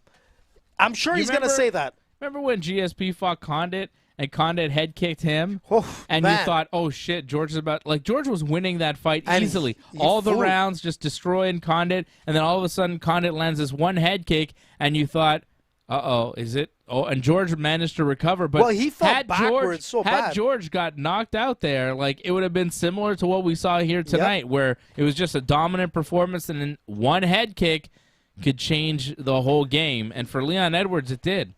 It really did. Yeah, man, and it's happened to so many fighters. Weidman to Anderson Silva. I mean, we've seen so many of these happen. But, you know, you were talking about it earlier, you know, how father time, you know, starts creeping in at 35 years old. Yeah. Would it be best for him to retire after this fight? You were saying, like, to walk away as a champion. And you were talking about, like, you know, if it doesn't happen, like, it'll change everything about you. That legendary status, kind of like Anderson Silva. Anderson Silva will always be one of the greatest fighters of all time, but he didn't walk away early enough. Like George, like Khabib, like that, you can't question them anymore. Tonight, unfortunately, Was it that tarnishes. the It moment? tarnishes. It tarnishes. Yeah, it tarnishes his legacy. But is that the moment for but does it, though? Listen, man. This is what I wonder with Kamaru Usman. Tonight, he was winning the fight. Yeah. He was doing well. He got kicked in the head in the last 45 seconds and went unconscious. But was that the moment in his career where the whole thing came tumbling down and he'll come back against Leon Edwards and lose, and maybe lose even worse? Or was it an Amanda Nunes, Juliana Pena situation where it was just a bad moment for Amanda, and then she came back and made no debate about who was the better fighter? I mean, she came back and smashed Juliana Pena. Can Kamaru Usman do that, or was this a time where, 35 years old, time caught up to him, and time didn't catch up to him until the last 45 seconds of the fight? You know what I mean? You never know. It might not be in the first round of the fight, but time might catch up to you during the fight. Yeah. You know what I mean? Yeah. At a certain point, you might be like, damn, this is, and then your brain says, you've taken too many shots to me. I'm shutting off. Because that's another thing, right? Your brain can only take so many shots before. But he wasn't getting that many shots tonight. Okay, but we've seen it so many times, right? When a guy gets knocked out once, it's easier for him to get knocked out again and again and again, right? We've seen that. But there's so many factors tonight, Dave. Sure. That's the problem. But that means that every punch you take, every strike you absorb to your head, it makes a difference. Sure. Right? And I'm wondering now, has Kamaru Usman taken so much damage over the years that one head kick was like, yeah, this is the last one. Like, this is, your chin is. Well, we see it's that. Happened. You're right. You're it's right. happened. We've seen that with like some great fighters. Because Kamaru has taken some shots in the past. He's got hit before. He's never gone to sleep. Yep. Never gone to sleep. Yep. Tonight, one shot, boom, put him to sleep. Well, it was so I wonder, Dave, what happens in the next fight? Does he get put to sleep again? And if he does, like, that's it. Well, it does show it. one thing is that he can be taken out. And tonight, with the execution of that leg kick, it was the perfect kick. Hands down. If you weren't able to block it or slip under it, you were going to get knocked out. I don't care what fighter it is. Beautiful stuff. That could have been George. It would have still been the same result. The problem is that he's been knocked out, which means that he can be knocked out again. Is it the beginning of the end? It could be possible, dude. But leading up to that fifth round, hard to tell. It was hard. You couldn't say that Usman wasn't on top of his game, if not more. We were just talking a few seconds earlier saying he looks amazing. Performance. What a performance. This guy is like, he's playing such a smart fight that he's way better today than he was in 2015. However, that's not how fighting works. We ate our words, man. That's not how fighting works. We ate our words, man. I'll tell you this. I gave you my parlay on Thursday night. It was Miranda Maverick, Paulo Costa, and Richie Lang. Maverick's fight got canceled. I did not put Usman in my parlay, even though I thought he was going to win. I was not confident enough to bet on him or put him in my parlay because I knew that Leon Edwards was so dangerous and the size. I wondered about this fight. I was wondering about, like I said before the fight, when do the wheels fall off here with Kamaru Usman? And, so Usman doesn't win, but my parlay does. Team Dave Costa and Richie Lang winds up winning. So the Team Dave parlay wins. Again, giving you winners each and every week on Ringside Report MMA Thursday nights at 8 p.m. If you like this show, check us out Thursday nights at 8 p.m. where we give you our preview and our predictions for all the fights, give you winners. Team AJ had a couple losses on his parlay tonight. Team Freddy had a couple losses on his parlay tonight. But Team Dave actually won, so that was good. Nice win for Team Dave tonight, and a nice win for Leon Edwards. Congratulations to the new champion. Incredible performance, incredible fight. What a kick from Leon Edwards. Thank you to everybody tuning in here tonight. Thank you very much to Patrick C. Hamilton, who's not only the Super Chat leader, but also gifted memberships to several new members here of the team. So thank you. And if you're not a member, just sign up for $5 a month. Join.ringsidereport.net. You support the Ringside Report Network, and you get to call in, and we're going to be adding some new perks. Once we hit a certain member thing. Plateau? Yeah, once we hit a certain plateau, I'm going to start doing giveaways. Well, yeah, man. It's about time. I got stuff to give away. What do you got to give away? I'll take one. Don't right worry now. about it. But I've got some stuff to give away to the members. So once we hit a certain plateau, so join up. because you never know if, like, your membership might be the one that goes, okay, now everybody that's a member, we're going to do a raffle for something. Brand new car. Maybe a pair of Yeezys or something. Man, that's you know pretty good. Yeezys are not, man. Maybe. You could resell those things, make some money, for sure. You never know what you might get. So join.ringsidereport.net, become a member, because once we hit a certain amount, then we can afford to do giveaways for some of these members, so that's good. Kind of like the Joe Rogan status. And Acme Tunes says, congrats on the blue belt again, Dave. Thank you very much. I'm not a brown belt like my man AJ over here, but I'm going to get there one day. I will get there one day. Maybe by the time I'm AJ's age, I'll be a brown belt. Maybe I will. But, yeah, that was nice. So thank you to my coach, Louis Ho, for hooking me up this week with the brown belt over at 10th Planet Jiu-Jitsu. It is an amazing gym, and I love it. And now I'm fully, in the Eddie Bravo School of Jiu-Jitsu, right? 10th Planet Jiu-Jitsu. So I believe in all the conspiracy theories that Eddie believes in. I think you have to believe in at least 5 of the conspiracy theories. Or Rogan stuff, too. To get your black belt in 10th Planet, I think you have to be fully indoctrinated, so I have to do it. And a lot of weed, I know that. Well, that's fine. I got no problem with that. As a matter of fact, show's over, so I'm going to go smoke a number. All right. Thanks, everybody, for joining us. Thank you to Patrick C. Hamilton. Very much appreciated, Patrick, for all your support. Doug Hepburn as well. Sorry that your parlay didn't come through there. I know you had Usman. Doug and Nick needed Usman to win for the parlay. You were so close, and you were very close. But 45 that's seconds, MMA gambling, isn't it? You seem to be so close, and then all of a sudden, poof, there goes your money because something crazy happens. That's the sport, but that's why it's fun to be a fan, too, because you never know what you're going to see on any given Saturday night. It is the greatest sport going. I love it. It is a lot more fun to watch UFC pay-per-views than it is to watch my fucking Yankees these days. So they're... How many did they lose now? 15 out of 19 games? They've lost a lot. They lost again today. The manager, Aaron Boone, was, pissed. He did an interview. He's, slamming the table. He was pissed. I'm pissed. We're all pissed. But I'm happy about the fights tonight. It was a good night of fights, and the Team Dave parlay came through for the members, so hopefully somebody won some money. Not me. I lost money. But hopefully somebody wants some money. I bet on Team Dave, but then other things, and I wound up on the losing end. But that's okay. That happens. Sometimes you win, sometimes you lose. Just ask Kamaru Usman. Yep. He knows all about it. Thank you, everybody. I will be back here Thursday night, 8 p.m. with Freddie and AJ. Probably with Freddie. Maybe with AJ. No, definitely with AJ. Maybe with... Yeah, Freddie will be here. If Freddie doesn't fall asleep. Yeah, he'll be there. All right. Thanks, everybody. Appreciate you. This has been the UFC 278 Watch Along on the Ringside Report Network. Nice.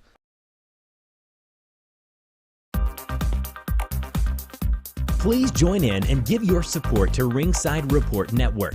We've been providing expert coverage and commentary on both pro wrestling and MMA for over 15 years. Go to ringsidereport.net/support to find out more ways to support the channel.